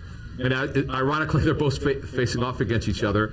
And as we know, in 2016, Ben McAdoo was the guy the Eagles wanted, but the Giants hired him away. And thank goodness for the Eagles, they didn't get him as the head coach. And then they get Doug Peterson, and the rest is history. And what a strange history it's been over the last few years. Jason, you've had a chance to be at the NovaCare complex. You've had a chance to meet Nick Sirianni. I know you talked in Q&A first about the opening press conference and everybody kind of being like, whoa, that's a little strange. But then you had a chance to get to know him. What was your impression upon meeting him for a few times? That he's charismatic. And he's authentic. He has a lot of energy, a lot of juice. He loves the game of football. He's sitting there talking, and he loves receiver play. So he's our one key over, right? Because we were talking receivers for I would say a good 40 minutes. You know, so you know, and it was me, him, and Devontae Smith. So I was impressed by him. Why he was hired, those types of things you have to question, right? So I believe that he impressed in this interview. I believe all of those things that Adam said. But again, I think that a younger coach is going to be more pliable to what the ownership and Howie and those that are around him want him to do. A guy that has been established, won a Super Bowl, that may have some kickback, may have his own personality, may have his own way of doing things, his own creativity may ruffle the feathers of those that want the power in the structure of the organization. And I think that was the main reason. Yes, he's qualified. Yes, he's good. But ultimately, Howie and Geoff and those that are in leadership want the control of the team rather than the head coach. All right. Speaking of that, we know that the Eagles, by analytics, want the offense to come out throwing the football. That's typically, and you played for Andy. How do you think that will happen? I know Nick Sirianni doesn't come from that belief, not quite to the belief that Jeffrey Lurie and Joe Banner, when he came in, obviously when they came together in 1994. This is his first year coaching. How do you think that will be received from a coaching staff analytically? Because you played for Andy Reid, you know what was coming. Yeah, throwing the football. Here's the problem with that philosophy. Every team is different. All the strengths are different. We talked about the strength of this team earlier. Greg brought it up. We all talked about it inside the verse, and I watched you guys. The strength of this team is the offensive line, the defensive line. We got guys that can move people. Having Brandon Brooks back is a huge uplift for this offensive line. And their strength, along with the quarterback strength right now, is going to be moving around, whether that's on the edge, making plays, those types of things, run, RPO, whatever it is. The way this team is going to make the playoffs is not through passing the football. The only way this team is going to be able to make the playoffs is through run game first. And so when you consider those two things and the philosophy, can't wait to see this today. The philosophy of the leadership and what the team needs to be a run-first offense in order for this team to win. Wow. And that's where you kind of get the coaching, Nick Sirianni. I know what my team needs. I know what I'm being fed. How do I marry those two and be able to satisfy everyone? And I don't know that you can. And sometimes, as a coach, you have to make that decision. Will it ruffle feathers? Yes. And I think that's why Doug Peterson doesn't have a job. Yeah, I feel like you're also saying, Jay, that is the recipe for success for this year's Eagles team for now. For the like that, if they were to gradually improve the offense and Jalen matures and the receivers mature, that by next year maybe you're opening it up a little bit more. Maybe you're doing something different. But the strength of the team right now is the offensive line and the running game. And you can say what you want, and we've heard very good things about Jalen Hurts through the last half of training camp where he clearly improved, but he's still an unknown. He's in his 5th NFL start. Right. So, and if a coach is being honest, they'll tell you they're not sure what he is until they start playing these games. Right. I mean, we know, look, we can all look at his traits and his skill set. That's there to see, but we don't know what he's going to be through the course of a 4-quarter game, as games become really important and he has to play each and every week. Last year was a little different mindset because he came in with a bad team and no one viewed him as the savior. Now he's the quarterback of the Eagles. Right. And it's a whole different animal. Just think about this. There's not many quarterbacks in this league that give you a chance with throwing the football only. It's only a few that you can put the ball in their hands and you have a better chance of throwing it than you do running it. And we're talking about the Mahomes, we're talking about the Russell Wilson, Aaron Rodgers. Brady can be in that conversation, but Brady wants a run game, right? So when you consider all of these things, why do we want that?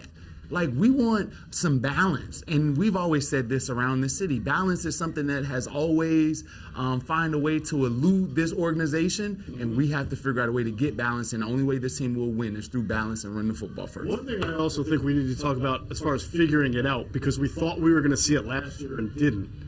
It seems to be the very vogue thing for analysts to go on Twitter right now, and I think they're right, and to say, if you are not doing offensively motion, misdirection, orbit, all the stuff that you're seeing, say, a Kyle Shanahan offense doing and others now, it's not just Shanahan, then you're doing it wrong. And we didn't see a whole lot about that last year. Greg, I'll start with you as someone who breaks down tape and does not have anything on Nick Sirianni as a head coach or even a play caller. You got to be. I would imagine you're wondering about that. Well, I mean, I can talk about motion in general. There's a belief that motion, what it does is, the term that I've heard a lot is it regulates the defense. Because what happens is, if you go motion, okay, what happens is the defense then has to respond to that motion. And very often you limit the checks that a defense can make when you go in motion. And so what a defensive coordinator does is he then limits what he calls because he knows you're going in motion. So it regulates the defense. Now, we can look back on Peyton Manning, and again, people can say the game's different in the last 7-8 years, but he never wanted motion, because the thing about motion too is often the defense moves, and ideally based on film study, you'll know how the defense moves and what you get, but it all happens so fast, and a young quarterback, if he's not comfortable with the defense moving, that can be a problem. It's also one reason why young quarterbacks, particularly coming out of college, who have played in all shotgun, are very uncomfortable with conventional play action where they're under center, because they have to turn their back to the defense. And when you turn your back to the defense and you snap your head around, the defense is not in the same position they were before you turned your head around. So there's, the defense moves too. So you have to be careful about that. Sure. So with motion, you get a few things with motion, right? You gain a half a man as far as the guy that's going in motion. So you may get a half a step. Also, we're smaller guys. You get the guys like Devontae Smith. There's always questions where can he get off the ball? I don't think that's a problem. But Deshaun Jackson, so on and so forth, Tyreek Hill. You want those guys to get a free release. Get free access. You do those things. You may want to disguise a play that you run a lot, right? So if I start in one set, I motion to that set. Now they may not be able to recognize the play that I like to run frequently. The other thing you can do, prediction, right? So now, like Greg said, you put your guy in motion. Now you get an advantage because once you go into this set, this defense comes down with this safety. Therefore, it's a 33 rather than 66. Now I got a backside throwing lane for this guy. So there's so many different ways you go. Motion can do. There's a few other things, but those are some of the things. The old days, everybody would just say motion would be the indicator for man or zone. It's no longer as simple as that. Defenses have become more detailed and sophisticated in how they respond to motion because they see more and more of it. So it's not just a simple case of, someone ran with him, that means it's man. Or no one ran with him, that means it's zone. More often than not, sometimes guys run with them because the passing strength changes and the defense needs the extra body on the passing strength, but it doesn't automatically mean it's man coverage. We're all fascinated. All fascinated to see what kind of things that Nick Sirianni does in his coaching. One thing I'll tell you about in 2017 is that when talking to other teams when they play the Eagles, they would always have to run the same plays but in a different way, and they can never figure it out. It was a lot of its motions and shifts. And you were talking about it, Geoff. Last year, I don't know what happened with their offensive structure. Not a lot of imagination. I understand some players were playing, particularly in the offensive line. Whatever the case may be, why the coaches didn't have confidence, I thought it got away from them. And this staff, just from talking to people, been around them, they seem to get it. They seem to have a very detailed plan. And obviously, what happens when you lose players, you have to change it. But just conceptually, I think you're going to see movement. I think you're going to see the stuff that other teams are doing, as you were talking about. Because last year, and Hurts is still here, you know they're going to be predictable. Like if Hurts is on the roster, he's going to play. But that's one of the questions of our many questions. Yeah, he's on the roster, but is it going to be 33.2% again with 12 personnel? Right. Is it going to be 20%? We don't have the answer to that. That's one of the beautiful things today. One final point that Jason made, and he can jump in too. Everybody thinks about motion in the passing game. Motion's really important in the run game because what you're trying to do is change run support. Joe Gibbs was a master at this back in the day where they do a ton of motion and they'd have 3 running plays. And he would just get to them differently using motion because it changes run support. And that's a critical piece of motion. 100%. All right. Well, Adam mentioned also the 11 versus the 12. That's something we're definitely going to have to talk about because Zach Ertz is still on this team. It's very fast. I don't know if all of us thought that we were going to get to this point where Ertz is still on the team. I want to comment on that. And I know, let me just read this one line, Jay, and I'll throw it right to you. Anyway, Zach Ertz, no, I'm just kidding. Look, what is there to say? The Eagles have to make some decisions about how they're going to attack defenses today, whether they're going to be in 3 wide or whether they're going to be in tight end, or they'll be in both. How much? How much? Right. How much when? So that's a tough one. Real quick, Jason, before I get to you on that point, I would like to ask Adam just what he's heard from a contractual standpoint on Dallas Goedert, because you would feel like Ertz being on the roster, does that cloud whether Goddard gets an extension or not? People feel that way. I thought so in March, which was one of the many reasons why we thought he was going to be moved. The Eagles thought they were going to move him. Ertz thought he was going to be moved. Guess what? He's not moved. He's here. So going forward, Goddard wants what I'm told is a market deal. That's going to be, had he been a free agent, whether it's 13, 14, or 15 million. George Kittle got an historic deal, $15.5 million per year. It's not, no one's getting that, but he wants a market deal. He's on the final year of his deal. So that's the sort of back and forth that the Eagles will have with his agency, is to where do you see him going? And as you and I know for a fact, privately, this coaching staff loves Goddard. They think he could be special. It seems a 3-down tight end, which plugs in Ertz here. If you think that way, how much do you play Ertz? How much do you commit to 12 personnel? This is probably the toughest question to answer. I've done a lot of digging on this. I don't have an answer. I wish I did. Let's talk to the wide receiver about this, because Jay, I mean, you played on a lot of West Coast offenses. Yeah. Almost every head coach I talked to, and Nick Sirianni himself, when he got here, said, we got speed at wide receiver. He said, we've got Devontae Smith, we have Jalen Reagor, we have Quez Watkins. At the time, he also had John Hightower. He runs fast. I mean, how much 12 personnel, which is typically a slower, more methodical offense because it's 2 tight ends, would someone want to play when they have that much speed at wide receiver? Well, there's so many different ways to go with this, right? It's a million different things, right? So now, you say I want to go 12 personnel.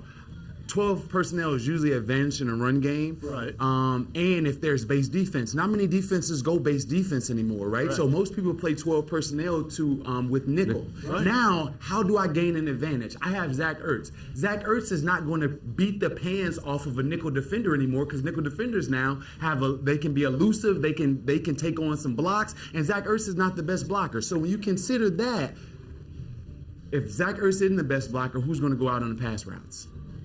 Now you get the bigger brother mentality of the NFL. Mm-hmm. Dallas is always used to conceding to Zach, because this is our nature. This is the way it's always been. So therefore, I'm putting Zach Ertz on more passing plays because Dallas is the better blocker. Right. There's this bigger brother aspect to it. So the only thing that you can do is you have to make Dallas the guy, and I don't understand why Zach is still on the roster. I just don't understand that. And I love Zach Ertz as a player, as a person, all of those things. Yeah. But for Dallas's growth and development, the nature of their relationship, the skill set of Zach Ertz being the backup tight end, and he's not the best blocker, because usually the backup tight end is a better blocker than the first. So if you consider all of these things, it just doesn't make sense. And he's not giving you a great advantage against nickel personnel. Right. I don't understand it. So now you have these younger receivers, which is going to give you, is going to at least equal out nickel personnel with Quez Watkins in the slot. So you consider that stuff, it doesn't always make the best sense. And I think one of the absolute keys in today's NFL is to have a tight end, and Goddard is better than Ertz because he's a more athletic guy, is your tight end has to be able to be split. He has to be able to be what we call the boundary X on the backside of trips. Goddard can do that. Ertz, they've done it with Ertz over the years. Personally, I think Zach Ertz is past the point where he can really do that effectively. Mm-hmm. But I think, when you line up with 11 personnel, 1 back, 1 tight end, 3 wide, you need to be able to, in that personnel package, have your tight end be the single receiver to the short side of the field, and then have 3 wide receivers to the trip side. Because what it does is it also allows the quarterback to get more information pre-snap as to how a defense wants to play that. Yeah. The team that does that the most in the NFL the last 2 years, and I'm not saying that Goddard is Kelsey at this point, but Kansas City does that more than any team in the league. They line Kelsey up as the boundary X receiver on the backside of trips. And they actually put Hill in the inside slot, number 3 to trips, and that is a bear to defend. And look, no Eagle receiver is obviously Tyreek Hill at this point, but it's a speed issue more than a pure talent issue. And the Eagles do have someone with speed who could be the inside slot to trips. Yeah, that's 100%. And that personnel, everyone's copycatted. That was something that Coach Reed loved to do. And I don't think Dallas is getting open on number 1 corners. That's a whole different. But I'm saying. But Kelsey was great at. He's great to get open on anyone. But right. Yeah. They almost scheme it open. They have run. What I'm looking for today, guys, is this: Goddard, Jalen Reagor, Devontae Smith, Quez Watkins, or you and I talked months ago about pony package or whatever they call it. 21 speed, whatever you want to call it. Exactly. There's so much they can do. When you have speed, I remember Greg would tell us on our show 2 years ago. They were the slowest offense in the league. Call it like it is. Exactly where I was going. Okay? Right. That's what the tape showed. The tape showed that. The tape showed. That will not be a problem here. But it's personal usage. It's deployment. How do these coaches use it? This will be how we all evaluate these coaches. You're given the speed. Use it. I know that being consistent with these guys is a challenge. I understand it with the young guys, but you know what? They're talented. They're here. Use them.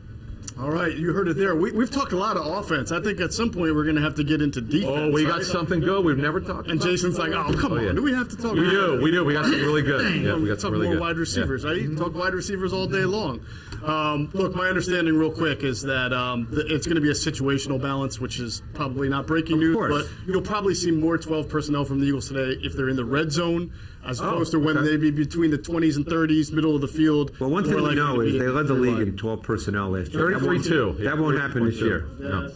Yeah. 2 years. they led the Yeah. league. But again, is it going to be in the 20s? Right. That, we don't know. That's one of the answers we hope to get today. We will get that today. All right, check out our friends at PHLSportsNation.com, enhancing the fans' experience with their coverage of Philly sports teams. You can go to their website, PHLSportsNation.com, or check them out on Twitter at PHLSportsNation. For the fan, by the fan, that's their motto. So thanks to being great friends to Inside the Birds, and check out all that coverage. We're having a great time here. Rivers Casino and Sportsbook. So much action going on in front of us. You guys can't see it, but the TVs are monstrous. The people are here placing wagers. They're waiting for Greg to do his dancing. That'll be the next I show. made promises, Greg. I'm just. Apparently you did, yeah. All right, wagers are placed, food is being eaten, beer is being consumed. It's a great time.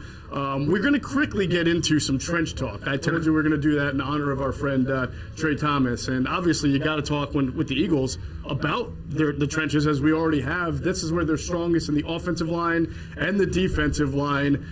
I want to talk a little bit about defensive line scheme here, Adam, starting with you, and just also Jonathan Gannon's scheme in general.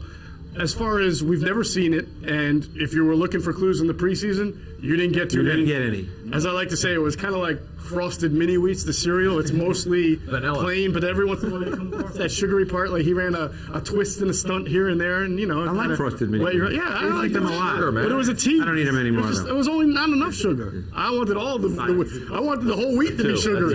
Yeah.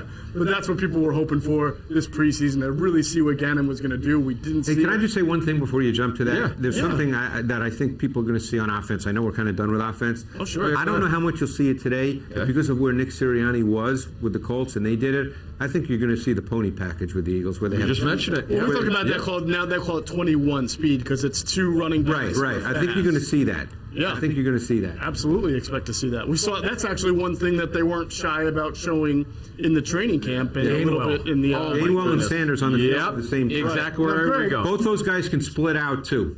I was just about to say, people think of the old pony as two big running backs in the. No. I mean, think of like Barry Sanders and Thurman Thomas, but this is different. This is these guys with the ability to The flex more out. you can split out your backs and your tight end in a base personnel look, the more predictable the defense becomes. Right.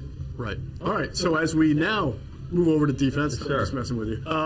Jonathan Gannon's scheme. What are you expecting from it, based on what you've heard from people who know him? Just the line, you and I have talked about on Inside the Birds. The line, what we're hearing is going to be more read and react. It's not the get upfield, play the run on the way to the quarterback kind of Jim Schwartz wide nine. Wide nine's gone. It's like it never existed.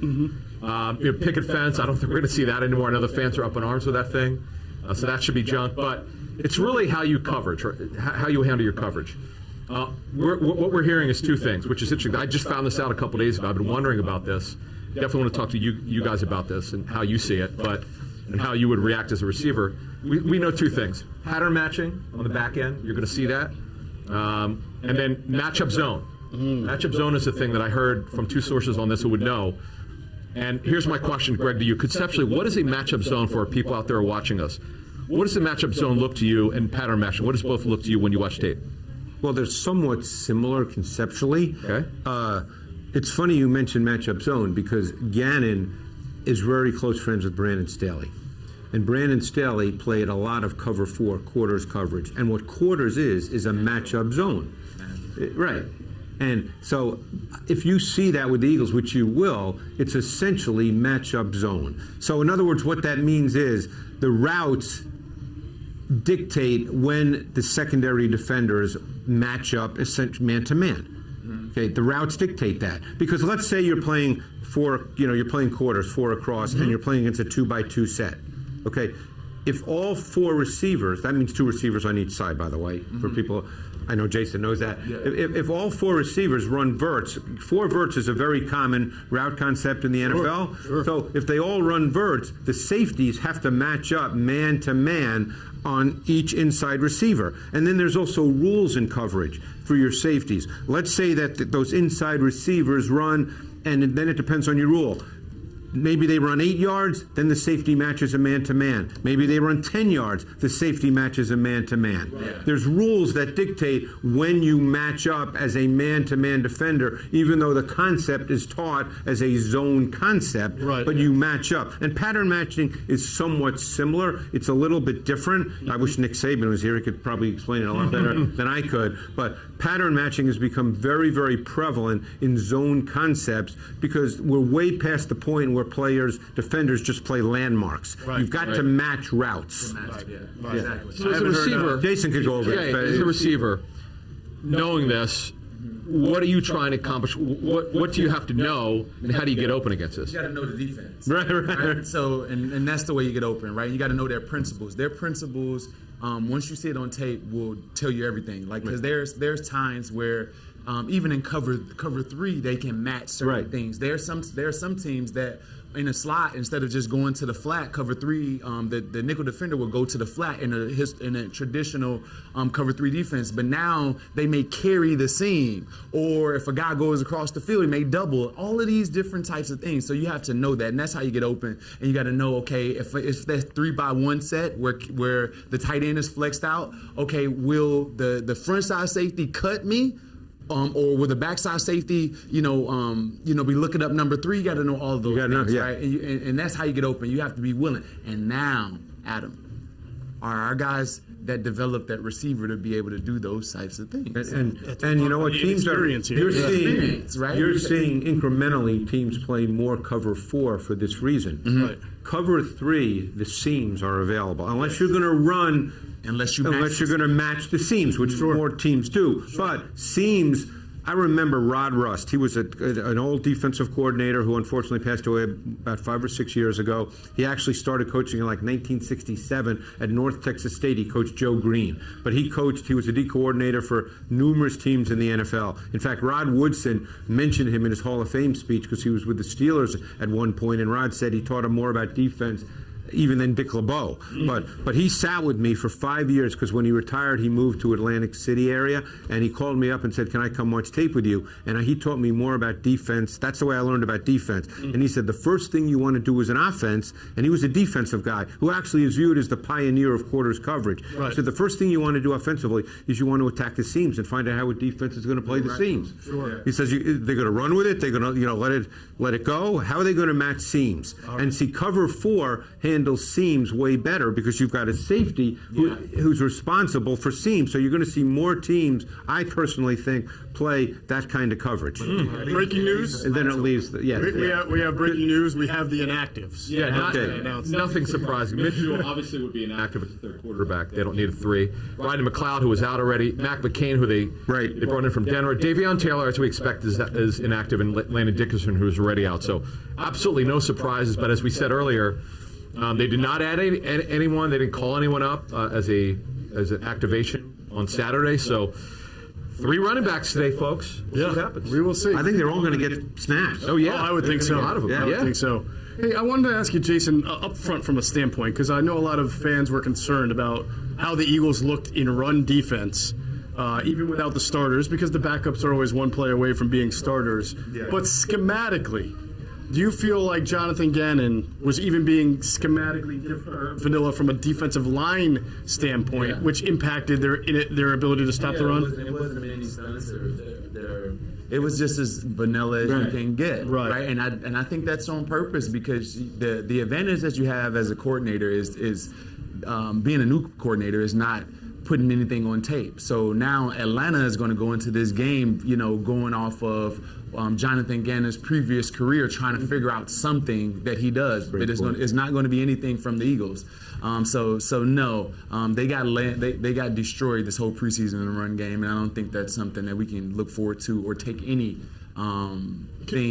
positive out of it. Describe though, real quick, when you have linebackers who are rangier and fast and not big and downhill, like the Eagles do, how do you scheme up front to make sure the run goes one way or the other to your advantage? Based on, and like Greg mentioned, right? This is not the Adam mentioned. This is not the Y9, right? So this is going to be more two gap read, more controlling the line, more controlling the gaps, right? So, and that's the way you can keep guys off of your linebackers.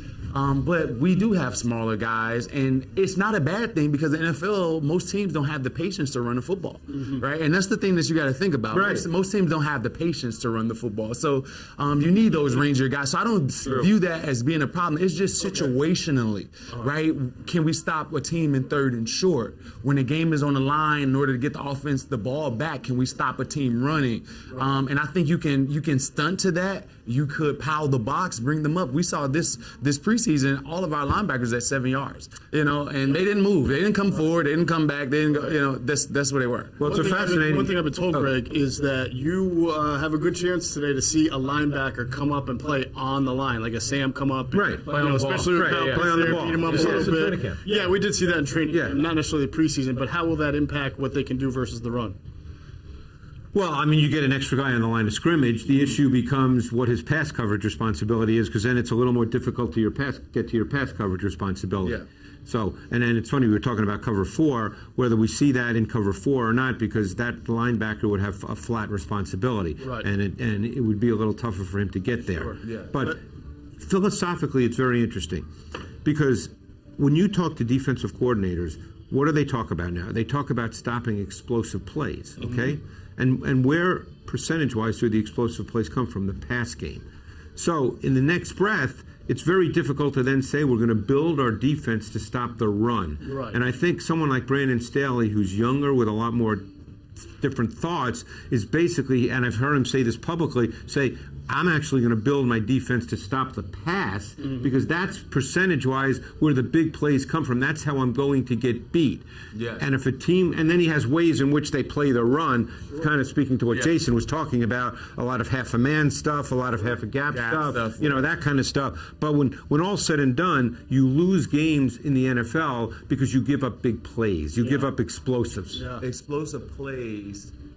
And so when you get an explosive play, the offense doesn't have to be perfect. Right? So they lose, they get a sack, ball's batted down, you get an explosive play, you don't have to be perfect. Only a few teams can go down and get, 5 or 6 first downs and score a touchdown. Right. There's not many teams that can do it. Yeah. And that's the Brady's motto, where I can keep moving the ball down the field, but the explosive There's only one Brady, though. Yeah. The explosive plays, are how teams win. Yeah, you don't have to be perfect. So why do you build your defense to say, and this is all old school stuff, say, well, we build our defense to stop the run. Right. Not many teams go 12 plays, 85 yards for touchdowns. Yeah. No doubt about it. I'm glad you guys brought up the explosive plays. That translates very well to our next segment, Behind Enemy Lines. We're going to talk about some of the Atlanta Falcons and the mismatches they might present, and it always starts with wide receivers these days. And Calvin Ridley is one of the best of them. Atlanta Falcons wide receiver. He cracked 1,000 yards for the first time last year. In his third year, it was 1,374 yards on 90 catches, to be exact. Now, he's known as an elite route runner. Maybe not the fastest guy in the world, but a definitely elite route runner. Jason, you know something about that. Yeah. Not being the fastest guy in the world, but being an elite route runner. Well, he's way faster than me. Okay. I just wanted to crack on you for not being a fast runner. That's all. But tell us about him, because I know you've studied him a lot and you like him a lot. Yeah, so last year with the Eagles, I was responsible for, getting the younger guys, cut-ups, guys that kind of mimic their play. And one of the guys that we run across a bunch, when looking at, guys breaking down in a technical side of playing a receiver position, Calvin Ridley is like that. He's a really, really good route runner, and he has the wiggle. And that's an underrated ability for a lot of receivers. Can he make a guy move out of his spot, right? A lot of guys run around, and now you have the sideline, you have the linebackers, you have all those things. The thing that Calvin really does, he makes the defender move out of his way so he can have a free release. And only a few players in this league can do that. It's just like Allen Iverson and his crossover. I want to get to the basket as quick as possible. I can make Jordan move out of his spot with a crossover so I can have a free shot or get to the lane. And the receiver that can do that really well is going to be good, and he does that. He stops and starts better, and he makes people move out of their spot. You can't always go around in the football. You have to go through and make guys move out of the spot to have free access. As a native Chicagoan, who's a big Bulls fan as you are, did it hurt you to bring up that Allen Iverson crossover on Jordan that you just read? It was one play, and Jordan scored the next play. I figured. Right? Listen, my favorite argument, Greg, and I did some analytics myself. This is not our intern. This is the Mosher Analytics. My favorite argument is Julio Jones was taking all that coverage. That's why Calvin Ridley was so good last year. So we went to the fact check and realized that some of his best games last year came when Julio Jones was not on the field. 5 catches, 110 yards versus the Bears. 8 for 136 against the Panthers. These are all games without Julio Jones. 8 for 124 and a TD against the Chargers. 10 for 163 and a touchdown against that Buccaneers defense that won the Super Bowl. 109.3 yards per game when Julio Jones was not on the field. I think his route quickness and his separation quickness is as good as there is in the league. His transition quickness in and out of breaks, to me, could be the best in the league. He is so good. Now, I have to believe Darius Slay's matching up to him, so that'll be the matchup, the one-on-one matchup to look at. But Ridley, he is so much fun to watch. I went through all his targets this summer from last year, and just his quickness as a route runner. He does not have to slow down at all in order to change direction, and you know how important that is. A lot of guys, they have to slow down, and he does not have to slow down at all. Now, there might be some times, because if the Eagles are in zone, where Arthur Smith maybe tries to get Ridley isolated on Steven Nelson. Now, Nelson is the big signing for the Eagles fans who, were getting very panicky about the state of the cornerback situation, and justifiably so, until they signed him later in the summer. Now, we have a great opportunity here because Jason Avant, I don't know if any other pregame show can give this to you, Jason Avant and Steven Nelson were teammates on Kansas City when Nelson was a rookie in 2015. You went up against him in practice every single day. So can you destroyed him back then? Just let you know. You destroyed him? Wait, you destroyed him? Yeah, he was a rookie. He was a rookie. He didn't know much, and he was still learning the game, and I was veteran savvy and all of those things. He's a way better player. And the thing that Steven Nelson I like about him, that he's a dog. And he studies, and he competes. Undersized guys that weren't drafted high, they have a different level of competitiveness, and that's who Steven Nelson is. So we can expect him to compete. Can he match up with Calvin Ridley? I wouldn't do that. How about Russell Gage, though? What kind of receiver is Gage? Russell Gage is a very good route runner. Now he's wild. He's a wild route runner. You remember Chad Johnson when he would line up the opposite way? Russell, he does all of that tight right of feet stuff, and he's a little bit wild. He can get open, misses some passes, but he's a good receiver as well. Right. Calvin Ridley. Is he going to have a big game today? I mean, is this? Well, I don't. Naturally what I was going to say is just speak tactically. I think what you'll see them do is I think you'll see them vary splits. I think you'll see reduced splits because you want to get Ridley free access off the ball. Right. That's key because when he gets into his stride, which he gets into pretty quickly, then that's where he's really tough to defend. So I think you'll see motion. You'll see reduced splits. I think you'll just see tactics to get him free access. Yeah, gotcha. All right. Well, obviously that's a big. I mean, he will play. He's going to play well. Yeah. I think the whole cornerback issue for the Eagles is under the microscope today. Yeah. Darius Slay, we know is Darius Slay, but obviously with Steven Nelson just got here, but it's good to have Maddox back in the slot where he belongs. But one injury, guys, one, and heaven forbid two, and this team is in a very perilous state. When it comes to the cornerback. It is because McPherson, though they like him, he had a nice training camp. The preseason tape needed to be a little bit better. Yeah. And here's an inexperienced player. And I understand people say you're typically not good at backup corner. The Eagles really think he's smart, but not the greatest athlete in the world. Now we're going to have to see because when teams spread them out, eventually he's going to have to play. Right. I'm interested to see how we rebound from the preseason. All right. Listen, our great team, Public Square and Rebel Hill, are back. Just like Inside the Birds is back.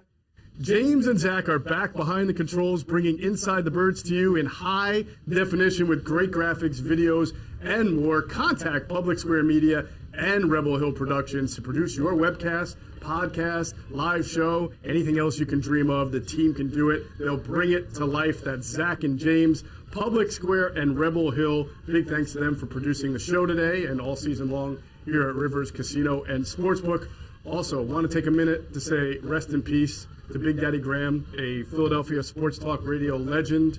We send our thoughts, our prayers to his family, and we know how great he was. So rest in peace, Big Daddy Graham. All right, let us talk more about the Falcons and the matchups here.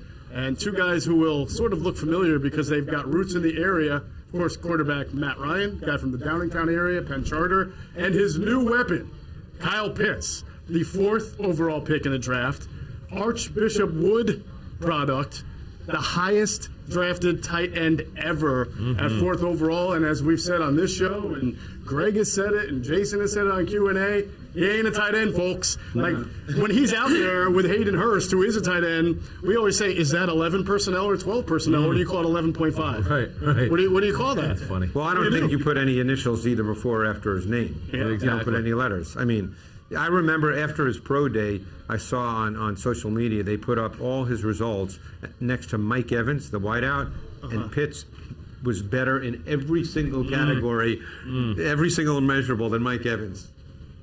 That's unbelievable. Yeah. He can run. Yeah. He can run. And he's explosive. He's so fluid, too. He breaks tackles. Yeah. His arms are ridiculously long, too. I mean, he's 6'6". We don't have anybody to cover him. Yeah. How much going to look like? What's it going to look like? 6'6", 245 pounds. He ran a 4.4. How does a Florida Gator do this, and Howie Roseman does not draft him? Is unbelievable. And keep to in me, mind, right? this leads into the conversation of what we can expect to see from Arthur Smith, who in Tennessee, obviously they don't have Derrick Henry, but the point is Arthur Smith played a lot with 2 tight ends, at times with 3 tight ends. He plays with a fullback. They do have a fullback on the Falcons roster. So you're going to see a lot of 12 personnel, 1 back, 2 tight ends. And Hayden Hurst is pretty athletic too. So this is going to be a very intriguing matchup here when you have Pitts and Hurst on the field at the same time, of course, with Ridley, and how the Eagles choose to match up. Absolutely. Go ahead, Jay. When you start getting into 21, you start getting into 12, you start getting into some of these traditional offensive sets. It's kind of it's harder for a defense because everyone is doing the same thing. It's a copycat league. They want to play 3, they want to play 4 wide. Everyone's spreading it out, and so now it's harder to fit the run. And check this out: based on what you've done in training camp against your offense and your defense, you get kind of accustomed to that. So learning new fits during the week or different things like that, it's a challenge for a defense, challenge for an offense, right? So when you consider all of those things, man, it presents a lot of problems. But I would bet the Eagles have spent time, if not on the practice field, certainly in meetings for this reason. Their first 2 opponents are the Falcons and the Niners. And both those teams will play a lot out of base personnel. Yeah. So my guess is, even if we haven't seen it, on the practice field, that it's been discussed a lot in meetings. Yeah, absolutely. Kittle did it. Oh man, listen. Somehow they won that game. Yes. Because of that, George Kittle catching 10 passes on 10 targets last year. One of us 4 predicted a big game today for Kyle Pitts, which we'll have to find out in a few minutes when we do our player of the game segment. Oh, the player of the game down. Yeah. I want the Eagles to win. That's why. Look, you can still. Well, no, I guess you don't really pick the player of the game from one team and the other team to win. Although the Eagles won that game against San Francisco, somehow. And no doubt George Kittle was the player of the game last year. Absolutely. Listen, look, you guys talked about stressing the interior of a defense with those 2, and Avant Maddox, who is going to come under the microscope today, had a chance to talk about having to defend Kyle Pitts, and here's what the Eagles slot cornerback had to say. I mean, you just got to attack the ball. That's the big thing. When you got a bigger body, guys like that try to more likely box you out and, try to play the bigger guy role. But other than that, you want to attack the ball so you can disrupt the pass. I mean, like I said, you got to start with your eyes. And, when you're going up against Pitts, you got to know he's a bigger guy. So, like I said, you got to be good at the end of the route with the ball disruption part. So, that's one thing you got to focus on. And Coach G is always, focusing on takeaways and disrupting the ball and being aggressive and attacking it as the ball is in the air. So, that's one thing that we'll do this week. All right, that was Avante Maddox, slot cornerback from the Eagles. I think we can all agree he's back where he belongs in the slot, and he will have he and the rest of the defense will have a big challenge today when they face that Falcons offense. All right, fellas, the time of reckoning is upon us. We're going to give our predictions, give our players of the game, and maybe get out of here on a good note, I hope. Depends on how our predictions go. Let me just say this first as we get into our predictions. If you want to get an advantage over your sportsbook, you got to download BetQL, the only app you'll need to make smart bets. Their best bet computer model scans over 350,000 unique bets per year to give you a best bet recommendation for every game across all major sports and the reason behind why you should place the bet. Their model covers everything from spreads, over-unders, player prop bets. If you don't want to use that model and you want to do the research yourself, BetQL's got all the necessary tools for your betting research needs, from sharp data, line movement, team summaries, lineup and injury breaking news, even a leadership board to track your success. So head to the App Store or Google Play Store now to download BetQL. Enter the discount code ITB at the payment checkout for a 25% off any of their subscription offerings.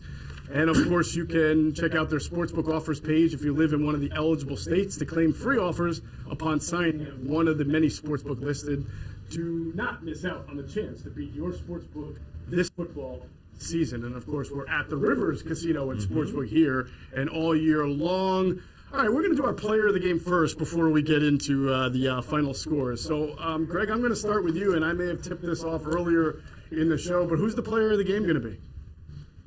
You remember, by the way? I do. Okay. I think it was yesterday that I told you, so I know I'm old, but I do remember. The day you were born. I know I remember when I told you yesterday. Yeah, yesterday. The day you were born is when you... No, go ahead. I'm going to go with Miles Sanders. Okay. How so?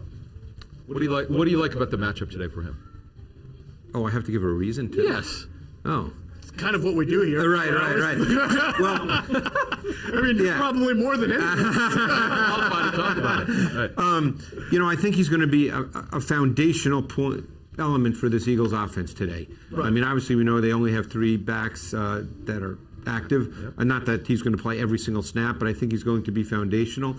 I think they'll use him more in the pass game as well under this new coaching staff. So I think that he's going to be a central part of what the Eagles do. All right, Miles Sanders for Greg. Jason, who is your player of the game? I'm going to say Sweaty, Josh Sweat. I go with him. I don't think that the Atlanta Falcons offensive line is particularly well. And also, I just love that you have, Brandon Graham, you got Derek Barnett, you got a lot of veteran guys, and they've all commented on his growth, his development. I've been there. I've never seen a guy get off the ball and beat receivers and cornerbacks in a 5-yard get off the ball drill, and he did it consistently every day. And you add that on top of people saying he's not carrying his leg around anymore, I think that he's primed for a 10-plus sack season. Now, he's mad at me. 10 right? plus. 10 plus sacks. He has the ability to. That's what I'm saying. So he may not get there, but we haven't had guys that had the ability since Trent Cole. Sure. That had the ability to consistently get that, and he has that ability to do that. He had 6.5 sacks in a part-time role last year. Yeah. So even if you were to play maybe 10 to 15% more snaps, it's possible. 10 sacks from him. He certainly has that get off the ball. Yeah. Everybody's been talking about it. We've seen it all camp. He's mad at me, Jason, because I had tweeted a couple of weeks ago that he has been a really good backup whose snaps have been monitored by his knee history, which is all true. I did not lie. But he said, stop it, my knee is fine. Okay. I'm just saying, and you know this firsthand, and you guys do too, he was in a rotation, not just because he hadn't proven it yet, but also because of that knee. And as a player, when you know you have a history, right? And when the coaches know you have a history, they go out of their way to try to keep you on the field fresh for the long haul as much as possible. And sometimes that means reserving your role a little bit. It does, and it's very traumatic for a lot of players because the players are always trying to get out of the mindset of the coaches, right? Because once the NFL is about what the coaches think about you, what the scouts think about you, and once they kind of peg you as an injury-prone guy, they peg you as a backup defensive end. It's hard to get out of that. So I can see his frustration, not necessarily with you, but with the mentality of they're trying to limit me by this, and therefore I don't want to be in that box anymore. Right. And he's saying I can be healthy. My knee is good now. So he wants to be known as the every down guy and a guy that's going to get the 10+ sacks. Therefore, I get more money for that. My team wins. So I don't want to be designated as a backup guy, and that's all that's about. But by the way, point. And I totally get it from his side. You brought up the biggest point. This is year 4. Exactly. This is contract year. More money. Free agency, more extension in the season. Yep. So he wants it out there that he is healthy, and he's looked healthy all camp. One thing I do want to add is I strongly believe that he'll have more snaps than Barnett if he's healthy. If he's healthy. Just about a football player. It's very clear to me it's not close anymore. We were saying he would be the next Reggie White coming out. Well, he played the same school. But, Broke his sack record. But Sweat has got a variety of moves. He's long, and the thing you saw Geoff in training camp, I'm anxious to see if they do this. You were actually talking about before about some of the things they're doing with the linebackers, but they were standing up their DNs a decent amount. Now, will they do it in the regular season? We'll see, but it starts. And that could be a comfort thing, too. Yeah. Because some guys feel they can rush the quarterback better in a 2-point stance than a 3-point stance. Well, we'll see. We'll see what they do today. Ryan Kerrigan maybe be. Who's done his whole career. Definitely. Yeah. Well, we know Ryan Kerrigan will be fresh today because active. he basically didn't have to do anything throughout camp except heal up on his thumb.